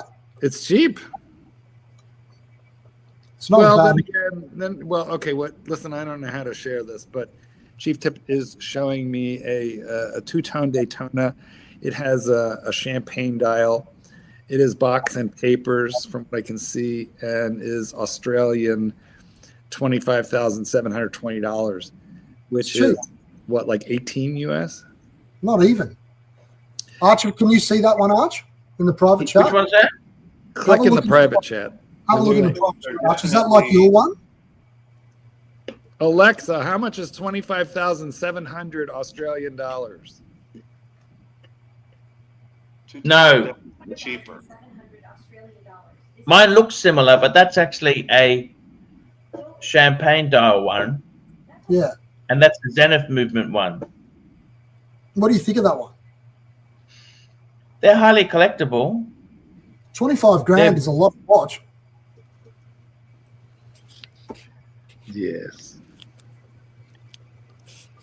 I mean, the Zenith is kind of special. The Zenith is they're kind of quite collectible, but you want to make sure the bracelet's not too fucked because they've been out there for a while. Yeah. This one looks quite nice, actually. It's just, I sort of like these old sort of ones. Something about them. Like, for example, that they're not too expensive. You were looking at a bluesy at one stage, weren't you? A Yes, Submariner? I'm still looking at a bluesy. I like the one that that mate of yours has got at Luxuria, but he's got it on hold for somebody else or something. Okay. Bastards. That's actually. I gotta say, it's the Daytona is a great watch. Doc, would you get a modern Daytona to go with your vintage stuff? I think if it was offered to me by the AD, I probably couldn't turn it down. But I was expecting more when I went and found one. You know, I thought that the fact that it had the metal rim on the bezel, a throwback to the 4-digit, I thought, oh, I'm going to really love this thing. And yeah, it wasn't quite what I was expecting. Still nice. Mark, what would you get, Mark, out of a bluesy or a two-tone Daytona? Which one would I get? Bluesy, the two-tone bluesy, or a two-tone Daytona? I would definitely get the bluesy. I do like a Submariner. I would, you know. Now, mind you, I do think bluesy is it's got that blue and yellow just pops. Yeah, as a watch. Now, mind you, I do think of the bluesy as the two-tone bluesy. I think of that as the half a gold watch. It's like training wheels till you get the real watch, which I already have. So I don't really need it. But then again, I don't need a two-tone Daytona either. But you know what? Two-tone is very practical. I have a root beer, two-tone GMT, and it's very practical because most of the gold is shielded in the center links of the bracelet. So it's definitely more practical. And it's a little loud, but not as loud as a full gold watch. See, that's quite a nice combination there, Marky. You've got one gold in the solid gold Submariner blue dial. Yes. You've got the root beer two-tone. Correct. And then you got a sea of. Do you have many two-tone Rolex, or that's it? Just that root beer. My 34 millimeter date, my original Rolex. Oh yeah, that's the one you got years ago. Like in the 80s. Yeah, that one is two-tone also. I'm so jealous of that collection, you fucker. Well, just get out there and spend, repulsive amounts of money. I'm gonna get these two fuckwits out of school first. What do you have to get a private school? What do you have to do to get a cubitus? What do you have to do to get a cubitus? That is some fatherly love right there. You know that, Arch? 10,000 a month. 10 fucking grand a month. Oh I mean, listen, that's a steel sport. You know, that's a lot of money. Do you have a good state school in your area, or it's too late now? Nah, it's too late. They're in year 9 and year 10. But as soon as they're gone, that every 2 months, that's 20 grand. I can go and buy fucking a bluesy every 2 months. Nice. And that's after tax money too. Have you considered like throwing them into some sort of a plumbing, trade union scheme? What after the money I've already spent? Well, it's not too late. They probably are going to make more money as a plumber than whatever you're setting them up for as software engineers, because AI is going to take all that over. I mean, Archie's kid is doing the exact right thing. You cannot get a trade. You call a tradie right now, you're going to have to get in line. What the fuck have I spent all this money for to make him a tradie? Well, all I can tell, because then they'll know how to invest all their money. Just a thought. Do they enjoy school, Chief Tit? Of course they do. It's a free fucking ride.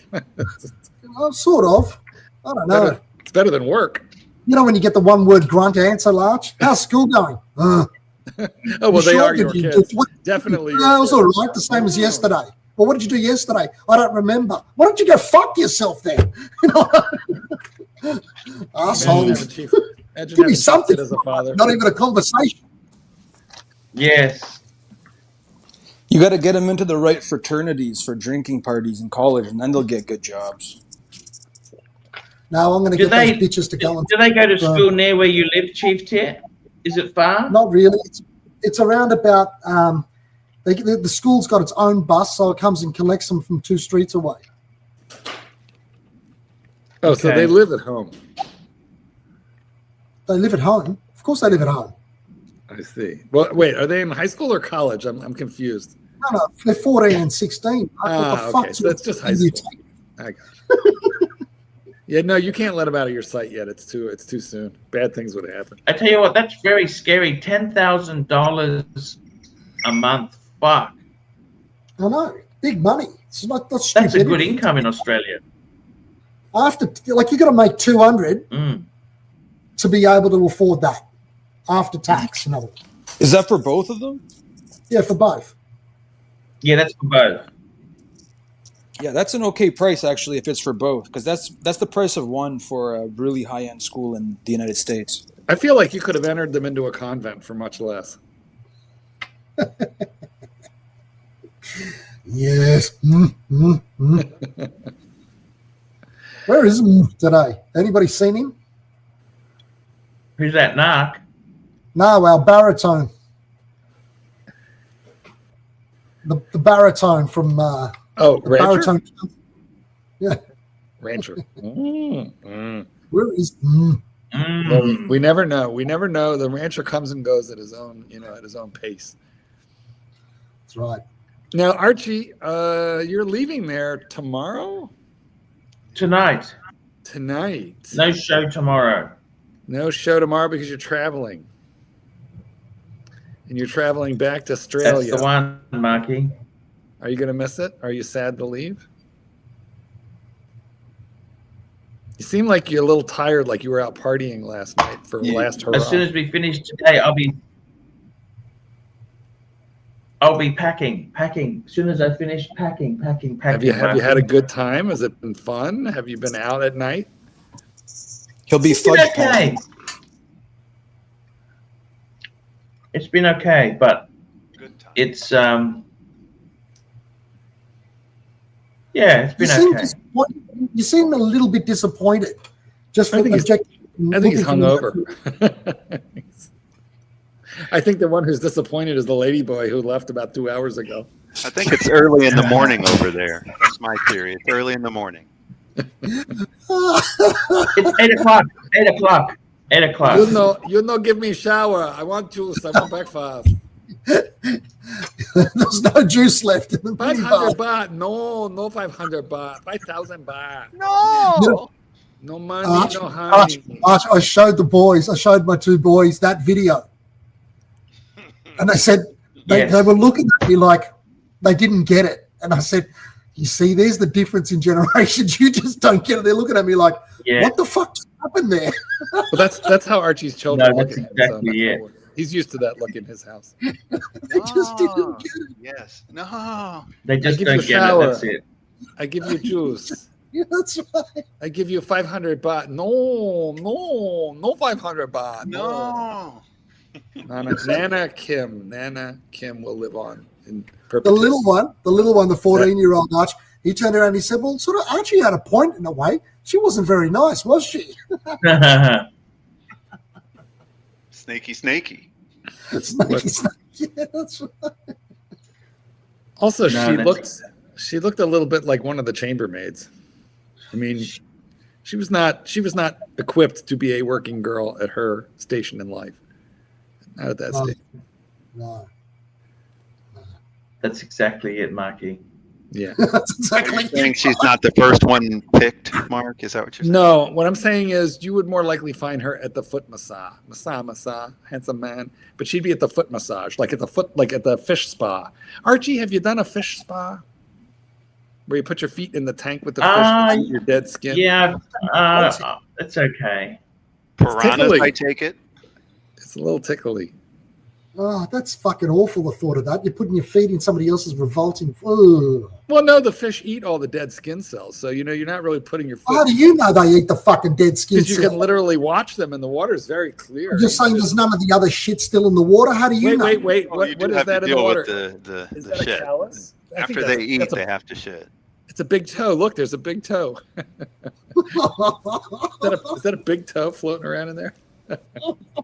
I've done it. I didn't like it. I'll be honest with you. It's very fucking tickly.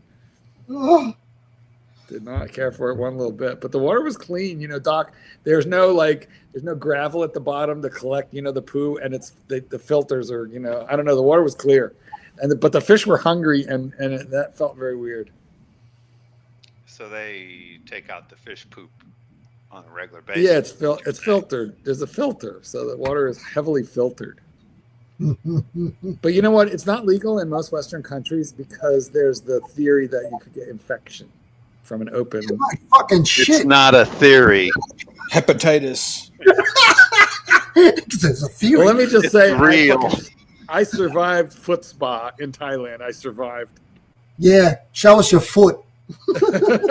Well, the problem is it does look a little, like That's the claw that remains. Well, you know what? They didn't tell me they were going to be fucking piranha. I thought they were a little, Imagine you go to the doctors and how did this happen? Well, foot fish spa. Somewhere I have a video of me in foot spa. I'll look it up one of these days. I definitely have a video of me using the first Japanese style toilet that I ever encountered in my life. That was in. I need to ask the obvious question that everybody's thinking now. When you took that video, were you taking the shot of your face and your reaction to it, or were you giving us an action? This is a very good question. What I was doing was I had the camera focused on the panel on the wall because it had a lot of buttons. It had a lot. The panel had a lot of buttons. And anyway, well, I'll tell you what. Give me a minute. Let me see if I can find you the video. Well, do we fucking see anything, or you just put it on the panel? No, it's not like calm your tits. It's not intimate. Okay, you're not gonna. There is no. Aren't these toilets just like on the floor? Aren't they just like holes on the floor, more or less? You're talking about the most luxurious toilet you can get. This was fucking fancy. This was. It's not one of those with the water jets, is it? Yeah, all of that shit. It was, yes. That's exactly what it was. Did you get the one that's got the infrared eye that can actually find where your asshole is? It's like installing a car wash in your bathroom. Golly. Those are Japanese toilets. It's luxurious. Yeah, man, they're fantastic. They got this one that I got in Dubai. That big hotel in Dubai at the Atlantis? They got the one in the suite there, and it's got an infrared eye. It finds your asshole. Let me tell you, that actually was the bit of the problem was the trajectory on this thing. This was. You know what though? When it's finding your asshole, doesn't it give you a weird feeling that it's first looking at your asshole? I didn't feel that sense of. I don't know, but I'm glad you didn't tell me that before I went to the toilet. Then. I mean, it kind of has to look at it before it can squirt at it, right? I felt a little violated. Truth be known, it was problematic. It could be hacked technically. All right, hold on. I found it. Some might call it. Well, we can't say that word, but water, and then the R word that we can't say. All right, hold on. You want to see this? Okay, so this is a little complicated. I want to be sure that the pressure isn't going to be too high. We'll start with it very low. Your voice is definitely different. The seat temperature is low, the water temperature in the middle, and yeah, I'm definitely not doing that one. Oh my God.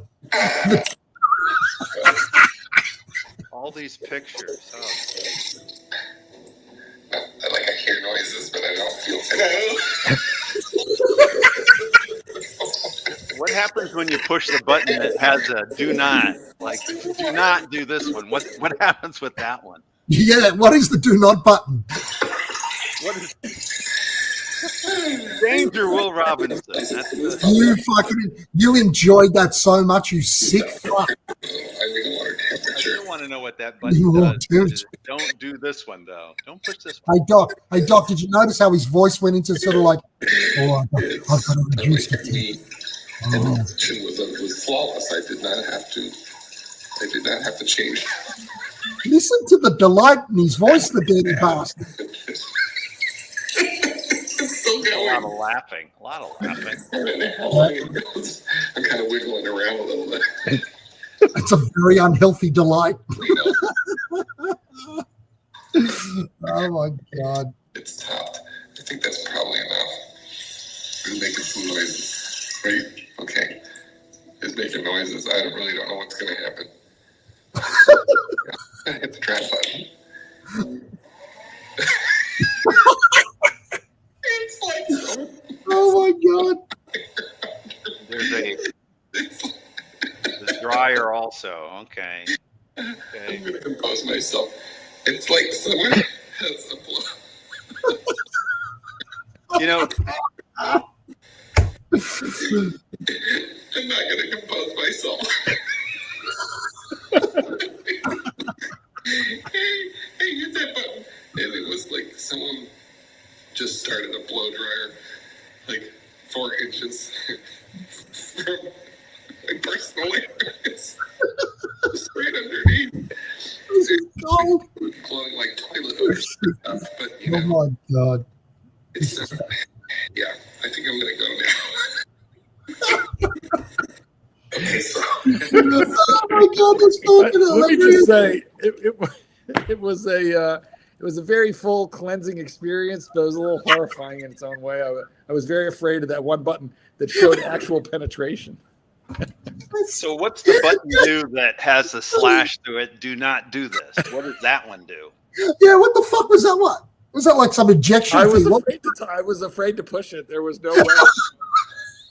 That's the only button that didn't have You know what? English below to tell you what it was going to do. There's a red button, do not press. Yeah, I think the American version of that would not have had a slash. It would have just had like a coat hanger. Oh my god, that was fucking hilarious. It was very. I was very nervous. It was, The delight in your voice was sickening. You I felt dirty. like, listen. Think of the first prisoner of Mother England that landed on shore, Australia, and knew nothing about tarantulas, and and scorpions and fucking kangaroos and emus. I felt like I was exploring new territory. It was just like that. My god, Very scary. that is hilarious. Absolutely hilarious. The one button showed penetration. It showed penetration. I'm like, now I have something that costs like $20 instead of the $2,000 that a toilet like that costs. I have the Thailand butt gun. Yeah. And you can penetrate yourself with that too if you're not careful. You just have to be very careful with the water pressure, the angulation, triangulation. You got to be careful. Anyway. Your voice was gold. Your voice went from normal matter of fact to ooh. Marcus says, I got more than I bargained for, and that is 100% true. I sure did. I did. I got a prostate exam. All in the Oh my god. never readout. I can't fucking keep it together. For your prostate. Jesus. Anyway. How are you, Arch? Hey, not too bad. What's going on here, guys? Oh, nothing. We were just talking about plumbing. Plumbing. The electric toilets, aren't you know those ones? Yes. Have you been using the butt gun in your bathroom? Actually, I've got that electric toilet that has the thing that comes out. Oh, well, that's what we were just discussing. That's what we're talking about. That's pretty good. You got to position yourself right, but yes, you do. It's like it knows. It has the electric eye. He doesn't have the infrared one. No. There's some of them have like heat-seeking missile capability. It comes out and it's got a little camera and it finds your asshole and it goes, oh, like a drone. like a drone. Yes. Oh, Jesus Christ. Chief Tit, do you want to wipe afterwards to make sure? After it's dry? Chief Tit, I'm a dog trainer. I don't need an excuse. What's your excuse? You went to fucking law school, okay? Yeah. What excuse do you have for this behavior and humor? Go ahead. I'll wait for my answer. It's me sort of letting out, being serious all the time and then going, fuck, just letting it go. If you had to defend yourself on a charge of moral turpitude at this exact moment, what would be your defense? I was just letting it out, Your Honor. Yeah, that's right. It was my therapy. These are my therapy sessions. You know that, don't you? That's what they said with indecent exposure charges. I was just letting it out. So what was I going to say? Do you do confirmation wiping after the drying though? To make sure you have to, don't you? I mean, you'd be a barbarian if you didn't. Confirmation wipe. Yeah, the confirmation wipe. You can't have it. No, I call it dabbing. It's a dab. You don't really need to wipe. Wiping smears, dabbing absorbs. No, when I say wiping, I mean it as a generic term. I didn't mean Well, like it's not at all generic. Wipe means a swipe. There. You know, words have meaning, Your Honor, your counselor. Words have meaning. Well, actually, what it's probably, I mean, if you really had to describe it, it's probably a little bit more intrusive than a dab or a wipe.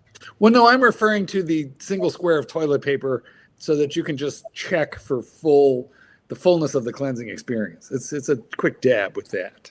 Oh, you don't check that you've wiped your ass properly. Well, you know what, you have to check. You know, I mean, like you don't get a digital readout out of even the electronic toilet that Archie has. You know, you're not getting a printout. Absolutely, you don't want to be walking away with getting a bit of an itch down there. That's right. You have to do a manual check, but you definitely don't want to do a digital check. You want to go full analog. This is an analog, full analog experience.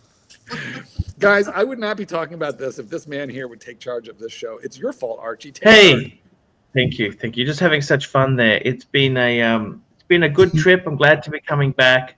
You know, in the Middle obviously East, Tanzil was right. In the Middle East, they use their hand, you know, and then in India, they just poo in the street.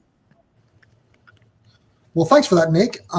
Getting back to Speaking of Hisham, have you been there, Nick? Have you been anywhere outside of Canada? Yeah, I've been born outside of Canada. He's Serbian, just like Bear. $10. $10. Thank you so much. Crown Gold, $10. Omega is going smaller while Tudor is going bigger with the release of the Black Bay 68. Oh my God. I like the dial colors, and it's the same thickness as the 41 mil. Is 43 mil too big? You know, I tried that one on when I bought the Tudor tampon. I did try on that Black Bay 68, and I had to stop myself from buying it. It's that good. It does not wear too big. Well, yeah, I agree. I agree. But I almost had I didn't go in there to buy that. I went in there to buy the 39 millimeter Tudor red. But anyway, it wears, if you have the wrist for it, a lot of people can get away with it. I think you'd want at least a 6 3/4 inch wrist, but if you're 7 inches and above, it will not seem too big.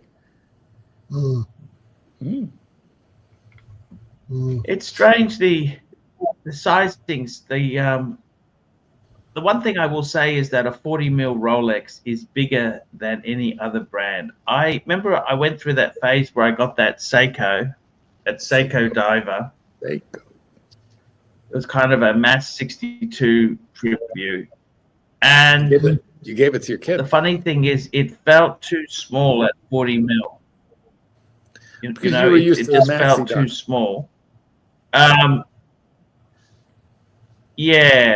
Yeah, that's exactly it. It's not only it's a maxi case. The Tudor. They have a maxi case, but the Rolex case. The way they do the sizings. It's part. It's a cushion case. Originally, Rolex was cushion case in the 30s. They adapted a cushion case to the wristwatch aesthetic. So they have that diameter where they measure it in some way. Exactly. The Oyster is a cushion case adaptation to the more traditional Patek Philippe contours, which really pioneered the 570 of the wristwatch aesthetic. The interesting thing with these Tudors is when they say 68, that was the year of the original. So 1968. And guys, for me, the biggest thing how it feels how it looks on the wrist is there's a big difference between case diameter and dial diameter. So if it's got a big, thick bezel, it's always going to look much smaller on the wrist, I reckon. Also, to the lug, depending on if it's 50, 52, it's going to wear much bigger than if it's 48 or 50. I think the thickness is going to make it wear bigger.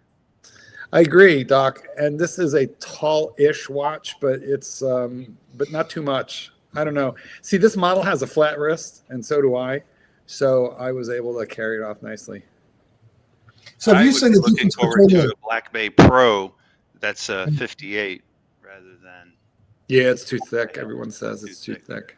They could make I've got it. I've got the one on. I don't find it too thick for me. That's this watch here. Hang on. I think you have a chunky wrist, all right. Not really. Take it out. Let us see it. Let us see it from the side. Give us a side shot. Yeah, it doesn't look bad on you at all. But see, I don't find that whole thickness thing. I think it's a bit of a furphy, and I love it.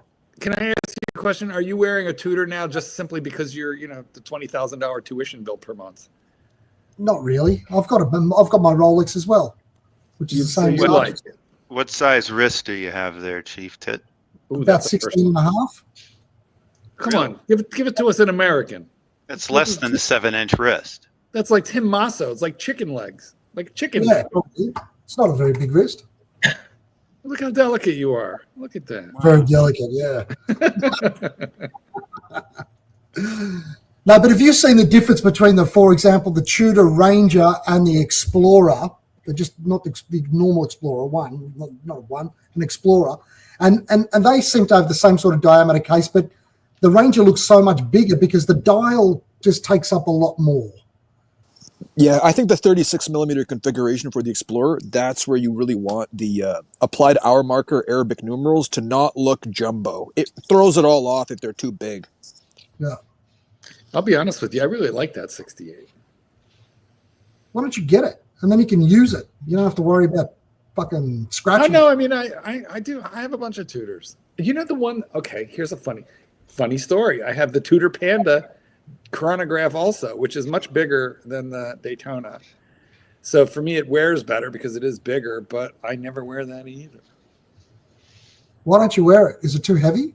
I don't know. I think because I like a dive bezel. Yeah. I like a dive bezel. Yeah.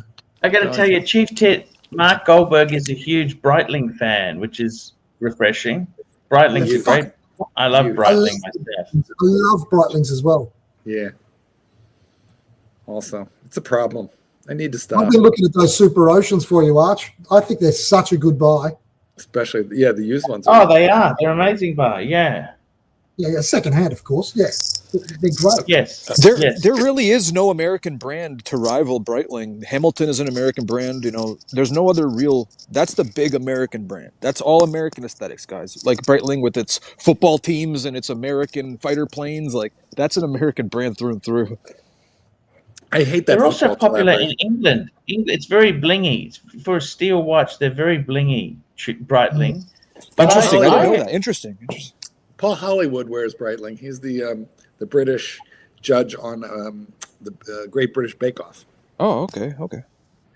He's the funny thing is with Breitling is they have been horrible. Is there any valuable? Let me ask you this: is there any valuable Breitlings like second hand? Yeah, you know which one is second? Archie, I'll tell you right now, the Emergency, the vintage from the 90s. It's neo-vintage. Yeah, those are cool. But that was worn by Victor Booth, the arms trader, and it was worn by many, many like high-level like CIA chiefs. Like really, a lot of people in the deep state like love that. They're cool, but they're not You've like. been watching watches of espionage again, haven't you? I've watched watches of espionage, but I knew it from before. Yeah, me too. Yeah, it's not real collectible. Listen. Here's the thing with Breitling. You got to. No, they're not. They're not collectible, Marky. You're right. 40 or 50% off, and then just enjoy the fuck out of it because then they're worth their money. Then for sure they are, and you can get out. Yeah, I think the B01 movement. You know how they went in house with their movement. They may be more collectible. No, Doc has a Breitling. Doc has. You don't think so? Mark? No, listen. I bought the Chronomat, the 42 millimeter Chronomat Breitling with the B01 movement. Retails for just shy of $10,000, and I bought it for $5,000. So, and now you can buy them for like $4,700. So they drop like a rock. It's a great movement. It's a beautiful watch, incredible bracelet, terrific value on the secondary market. Terrific. You're wearing a $9,000-$10,000 watch for $5,000 or less. Out of the various lines that they have the Chronomat, which is now, I know that you have one, Mark. It's like the polished bezel, updated variant of the traditional kind of, like we mentioned, the Emergency style. The Emergency style adapted into the current line of the Avenger. So now they have a mechanical movement style of that, That's like a fighter pilot I like the style of watch. Avenger line. I like the Avenger line a lot. I had an Avenger GMT there for a while. I think they have some unit branding as well. Like they might have some special forces units or whatever. They Yeah, have. I hate all that No. code. I hate all that. Yeah, I don't like that shit either. It's okay when they do it with military units. But It's cool if you look at it from the perspective of like there were vintage military watches that did have some branding, maybe Tudors in the 80s and stuff. And then maybe later on, it might be cool to have that. Like in 10 years, you look back, you're like, I yeah, was but when it's fucking. new, yeah. Man, they're all Or it getting could be like stolen valor. Yeah, but they're all getting onto that. The original thing was really the comics on the Sea Dweller, wasn't it? Yes, well, true, but Are they trying to sort of like derive some sort of extra benefit from some association? I don't know. well, I don't know. they co-branded it with. They put their name on it because they were private labeling it for Comex, who helped them design and test that watch. So that was kind of a unique situation. But Rolex has always liked jumping into bed with like James Cameron, people who took their watches to a different level. It's just very rare today because the technology is. Yeah, but they sell out a bit too. I mean, they've always put on those little symbols, those coats of arms from the Middle Eastern countries. Sometimes they don't do that much anymore. But they used to. Yes, You know? yes. As a matter of fact, they made those watches for Domino's, which are now pretty collectible. The OPs, I think they are, but they don't do that anymore. They even told Tiffany that they wouldn't put Tiffany on a dial anymore. So Tiffany started opening up rollies and putting the word Tiffany right on the dial by their own watchmakers. And then Rolex cut them off. And Tiffany, which was once one of their largest ADs, has not been an AD for 20 years because of that. That's a striking image of a Breitling there, Doc. You have. That's a beautiful Breitling. Look at that one, Arch. That's the sort of thing I think Arch wants with the Tudor. Yeah, Super Ocean. Right. I think they do that. They got the Super Ocean 2 and the Super Ocean 1. The 2 has a ceramic bezel.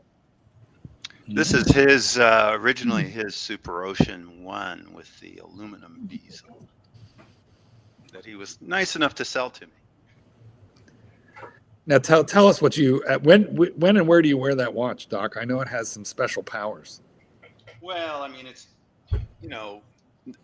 people who aren't into watches, and especially women, tend to like this particular watch out of the watches I've worn.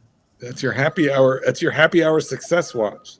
It looks like you're a ship captain or like a cruise ship captain, and women love captains in that white uniform.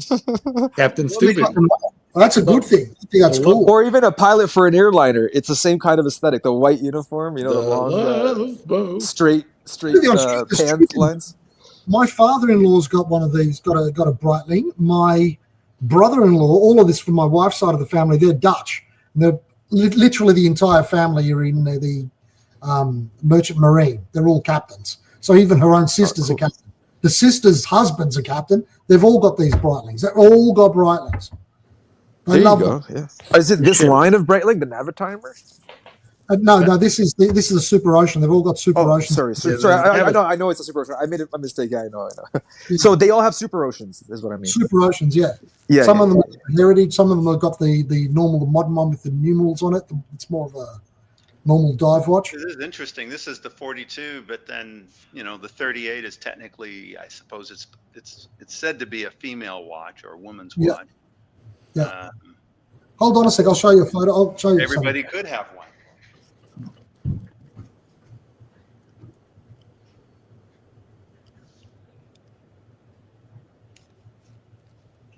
Where's he gone? He's gone to grab a watch. He went to go look at watches. Hell yeah, bring that watch.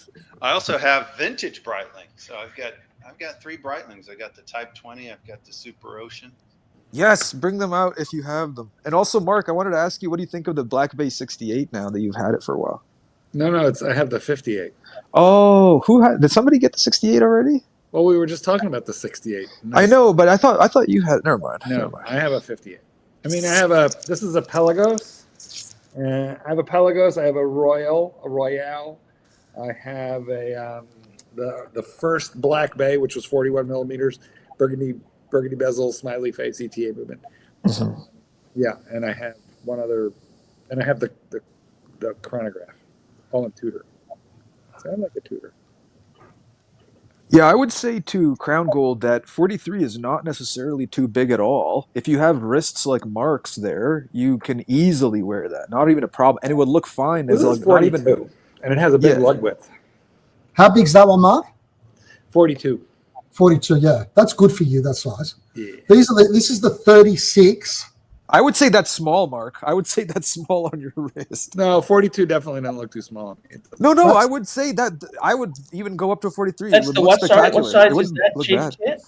So this one here's a 36, and this is the 38 in the Heritage. Are these ladies or men? Ah, Chief Tit. Well, no, actually, they're ladies, but they market them as sort of unisex. But You know what? really, Keep 36 and this is 38. They're both women's, really. keep those watches handy. I'm gonna get one.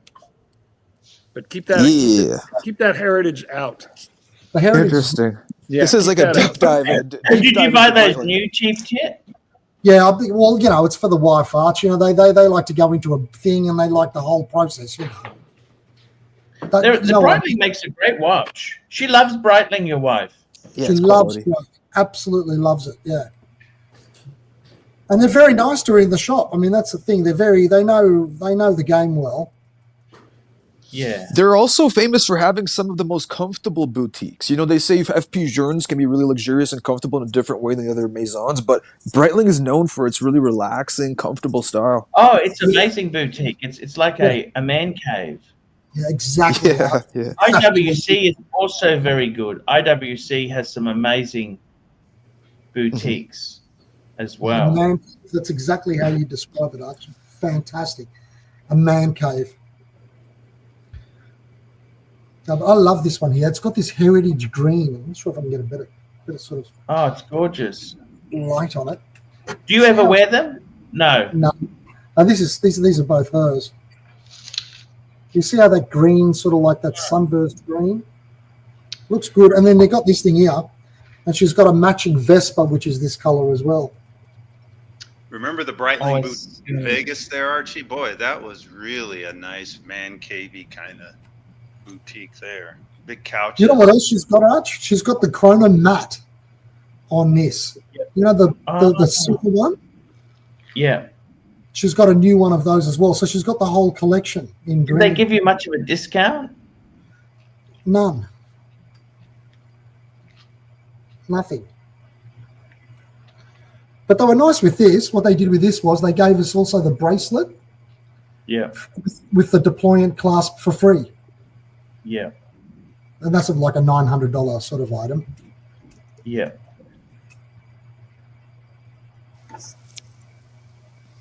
Yeah. How do you like the? Do you have shark mesh on those, or on this one? This one does. How do you like the shark mesh? It's good. It's good. They make a good one. I've got a Squale as well, and its shark mesh is shit. What's wrong with the Squale shark mesh that makes it so bad? It's very sort of chunky. See how this looks? Yeah. Is it like beads of rice? It's very, very easily, very sort of. It's like a snake. It sort of slivers. But whereas the other one, the Squale one is very. They've got bits in it, if you know what I mean. Okay, interesting. Yeah. So you'd feel it like sometimes cinch onto like your arm hairs, or no? Oh, definitely rips your arm hairs off. Yeah. That's not good. Crown Gold has got a super chat. $5. Chief Tit, does your Black Bay Pro fit under a dress cuff comfortably? Yes, it does. That's a great watch. I love that watch. But it depends on how. When I wear a French cuff or when I have my other normal fixed cuffs, I have a button there and a button there. And on the fixed cuff, non-French cuff version, I always fix this button closed and leave the front one open anyway. And on the other hand, I do it on the other way around. But they both fit under the French cuff anyway. I couldn't find what I was looking for. It must be in the safe. Boo. You don't have them? But what I have is the 57 Heritage Breitling in the first Rainbow Edition, which was one of 250 that sold out in like 2 hours. The Rainbow Edition? Yeah. Yep, that's the one that my sister-in-law got, the one that's the captain. Yeah, now they made it in 2 editions. The first one sold out so fast at 250 that they made a second edition with a slightly different colored bezel at 1,000 pieces, and that sold out in 2 hours also. Right. Those two sell at either at or slightly above their retail. Did it sell out like that during the watch bubble during 2020, 2021? Yeah, it was done during COVID and dedicated by Breitling to the NHS in Britain, in the UK. Mm-hmm. But they still sell. They only retail like 5,000, and mine, which is slightly rarer, you probably have to pay like 7,000 for it or so, and the blue bezel one, which was one of 1,000 pieces, you could probably get it for 5,000 to 6,000. Nice. Yeah. You guys are saying I lost another Breitling. It's true. I think it's just in the safe, guys. I rotate watches from the safe into the house. You ended up finding that Breitling, didn't you, Mikey? I did. I thought the housekeeper. Actually, Kitten found it. He did. Although I think he lost it too, because he's the one who filed it away. What happens is, occasionally he cleans the place up, and I'm one of these people who are like, do not touch my piles of organized madness, because like I know what's in them. And then once in a while he'll clean up, and then that becomes a problem. You know, someone touches your shit, then you don't know where it went.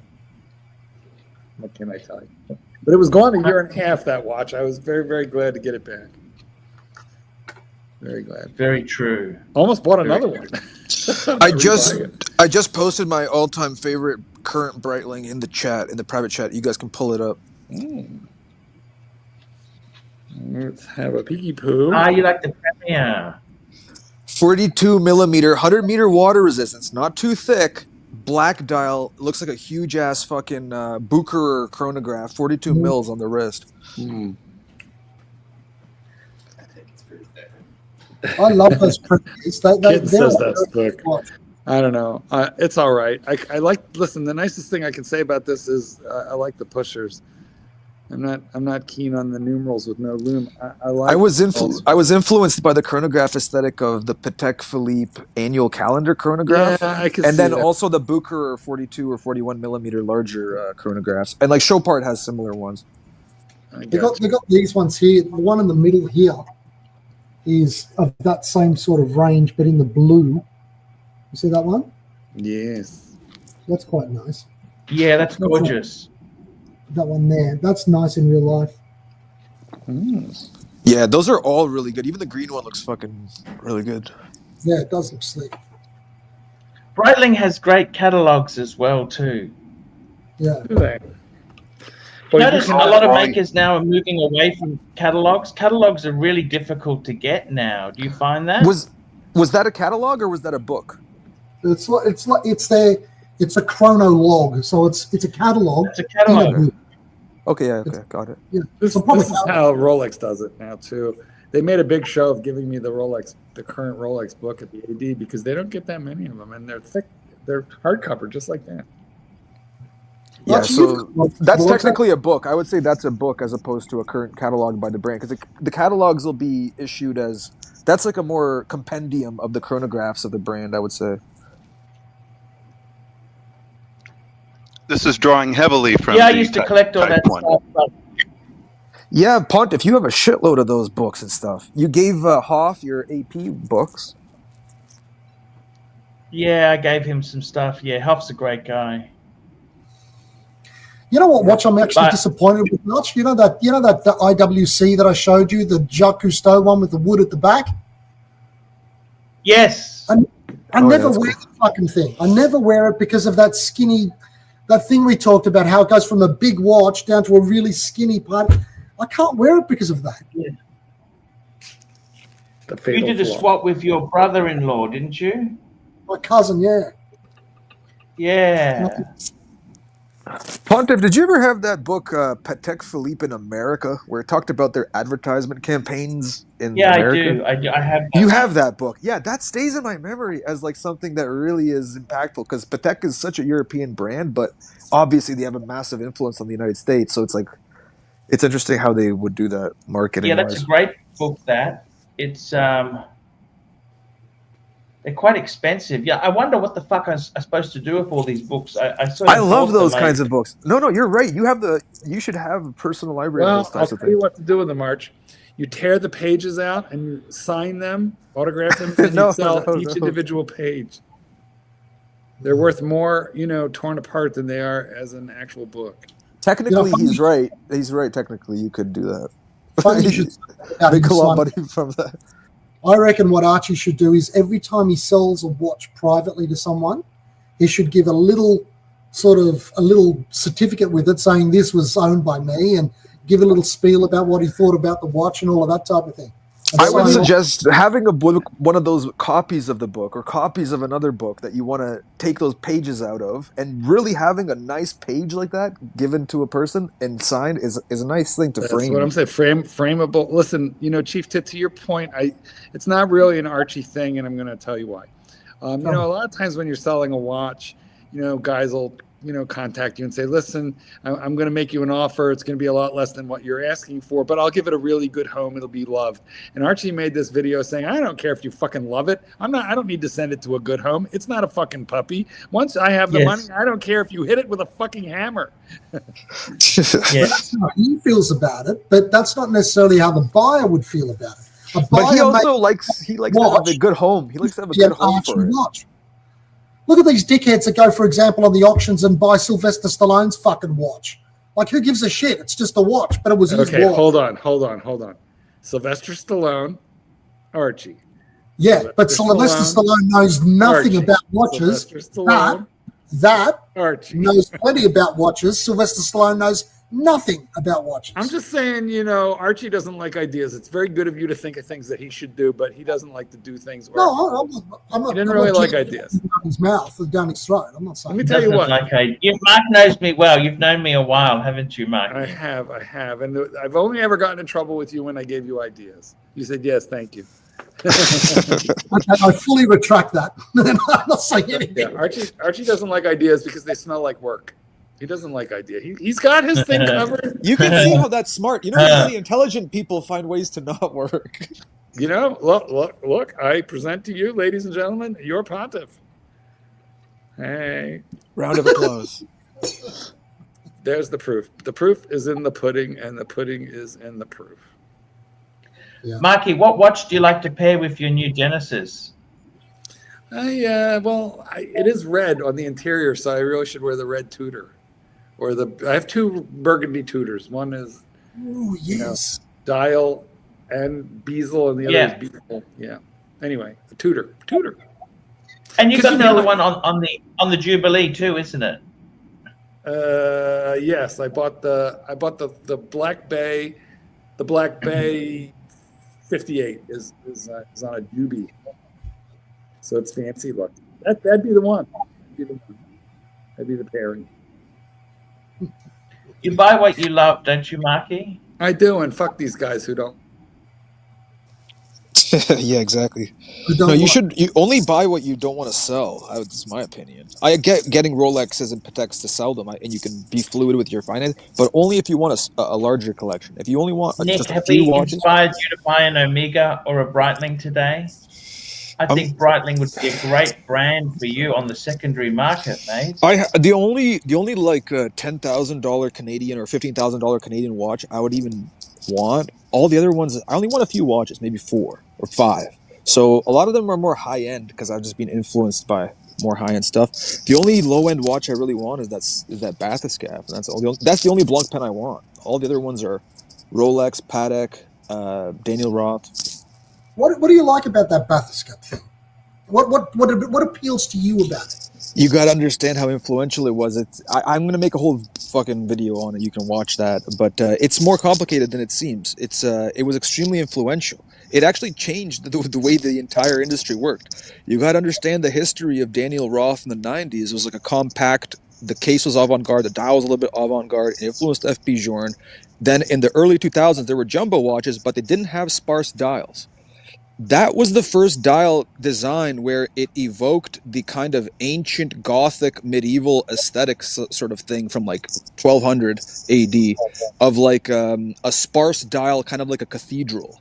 And it really made a big impact. All this since then, there have been a lot of more sparse dials from Rolex catalog. Like a lot of it's been shifted around because of the influence of that watch. It was 2013 when that came out. I don't see any connection to that fucking watch in a Gothic fucking But church. Mark, Nick, don't you want something affordable, man? Something like a Breitling you'd get for a couple $1,000. That's all I you think need. I consider it to be a shitter. I'm a snob. Not Breitling as a whole. I would want a higher end Breitling, like a $10,000 or $15,000 one. But I know what you're saying. But I'm still kind of snobbish. I would even not go for the classic AVI. Would be the one I would choose. You know, Valjoux 7750, very good watch. I could get it for $6,000 Canadian. But I still feel like it's just like shitter tier. You've got very, very expensive taste there, buddy. Yeah, he does have expensive taste. On a beer budget. I mean, I just think you're better My off budget's to have not bad. My budget's not bad, bro. I'm getting better Nick, budget. How old are you now? I'm fucking 33. I mean, it's a good age to get a beautiful watch for yourself, man.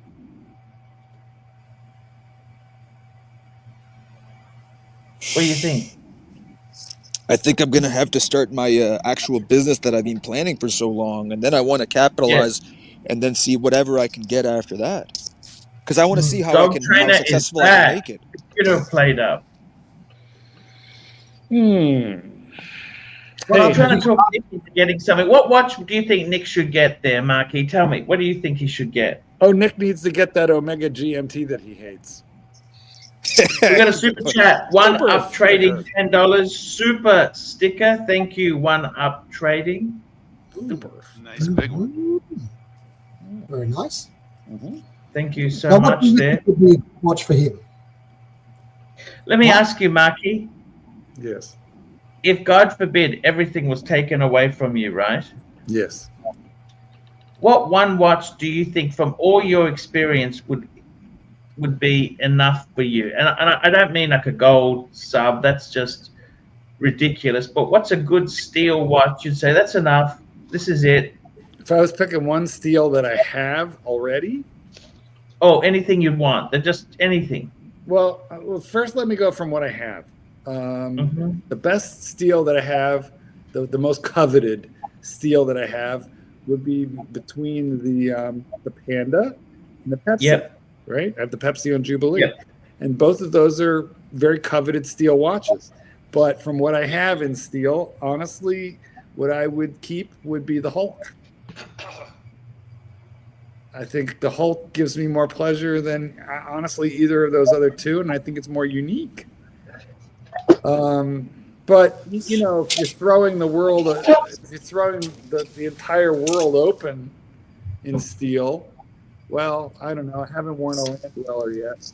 You know, Mark, what makes the Hulk so incredible is that it actually has that kind of green of when Rolex came out with the 2003 Submariner with the green green bezel.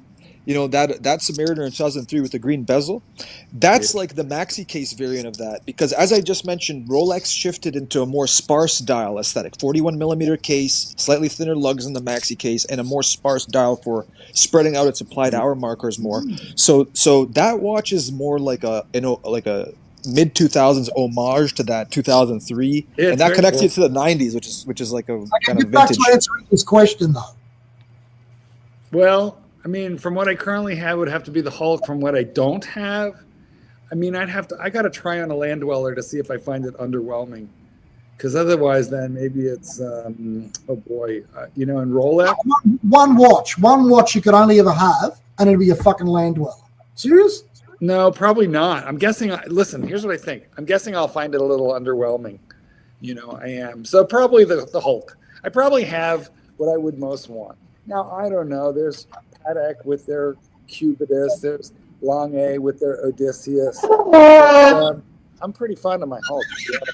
$10. $10. $10. And Crown $10. There we go. Crown gold. Here we go. I would much rather have a watch owned by Archibald Chesterfield III than Sylvester Stallone. No way Sly kisses and smells his watches like AC3. That's worth extra money. See, I told you, I'm not the only one on this. Well, it's residue in the links. You know what? You could actually clone Archie like Dolly the sheep from that residue. That's another thing. We could go into that as a sideline. That is a point. Now, if you could hurry up the growing process, because Archie at 20 was a very beautiful boy. So I don't know, but I don't have time to wait. I got to tell you, Marky, I got to tell you, if I had to have one watch, I reckon a Tudor Black Bay Burgundy is enough. It's a good watch. I agree, Archie. I actually agree. I just need a ceramic bezel of some sort. For me to be a Submariner date, the last of the metal ones before they went to the aluminium ones before they went to the last of the pre-ceramic is definitely. Yeah, if I could have nothing else. They're so dainty though. I like pre-ceramic and aluminum all the way, as long as it's a watch that, like Doc has, is like a precious dress watch, slight type of thing. Well, I mean, but as Archie says, any watch becomes a dress watch. No, I just mean they're trying to get me for example, in my situation, like a one and done for a little while, so in that case, I would want a ceramic. Well, normal people have a fucking Bulova and that's it. Any of the pre-ceramics like this, it would be my Daytona would be like a pre-ceramic, right? Well, it wears like a dress watch. It's 37, and it wears like a dress watch.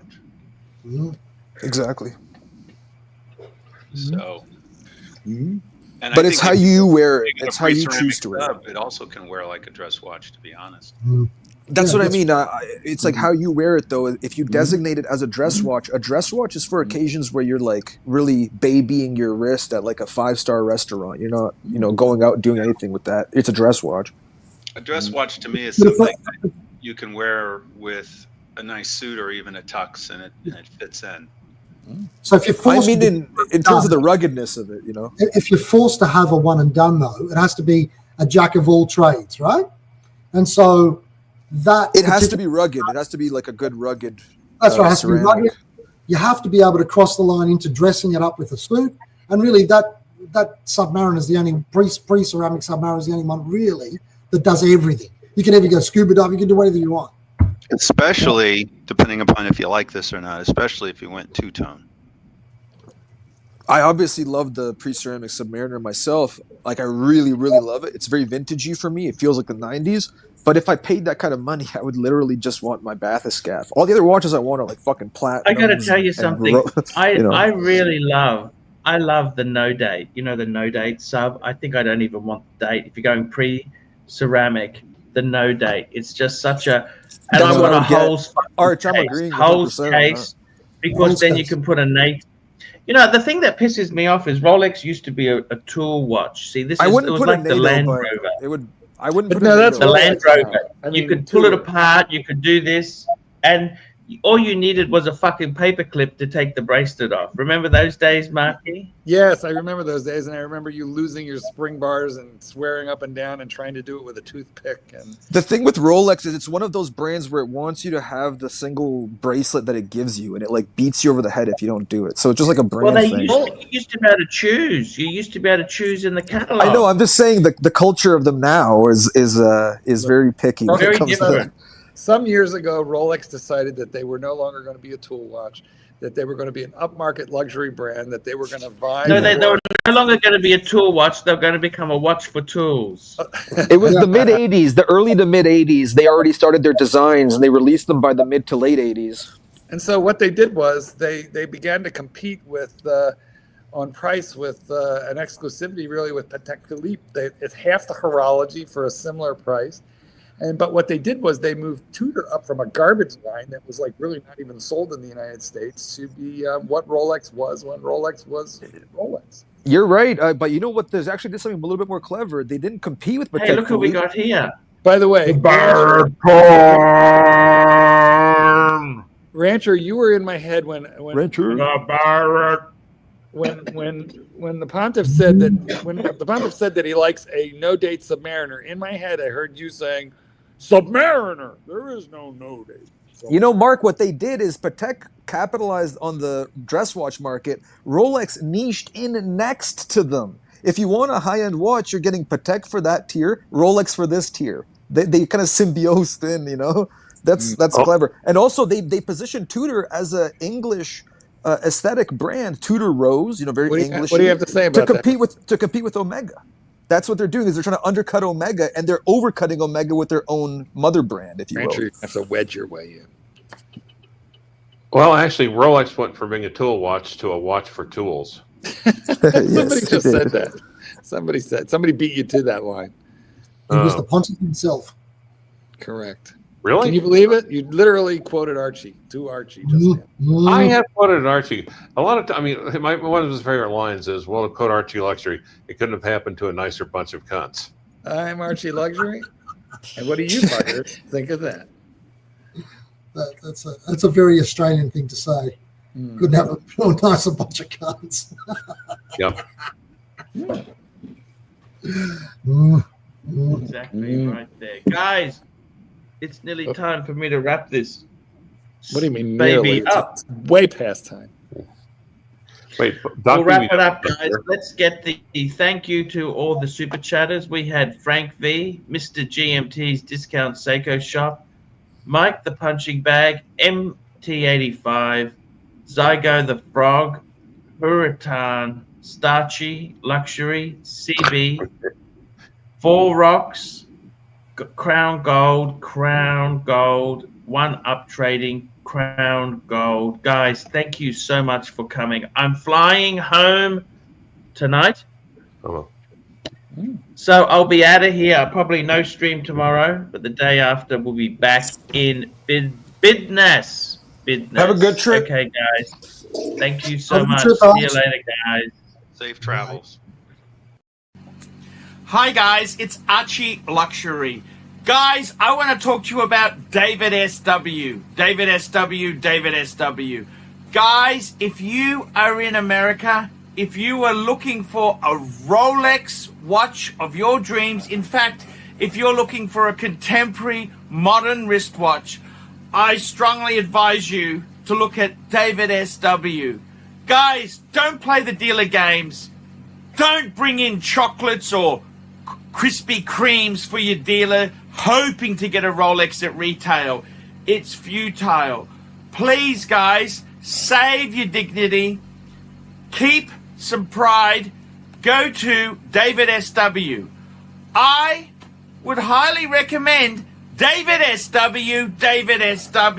If you're in America and you're looking for a watch, go to David SW. David SW.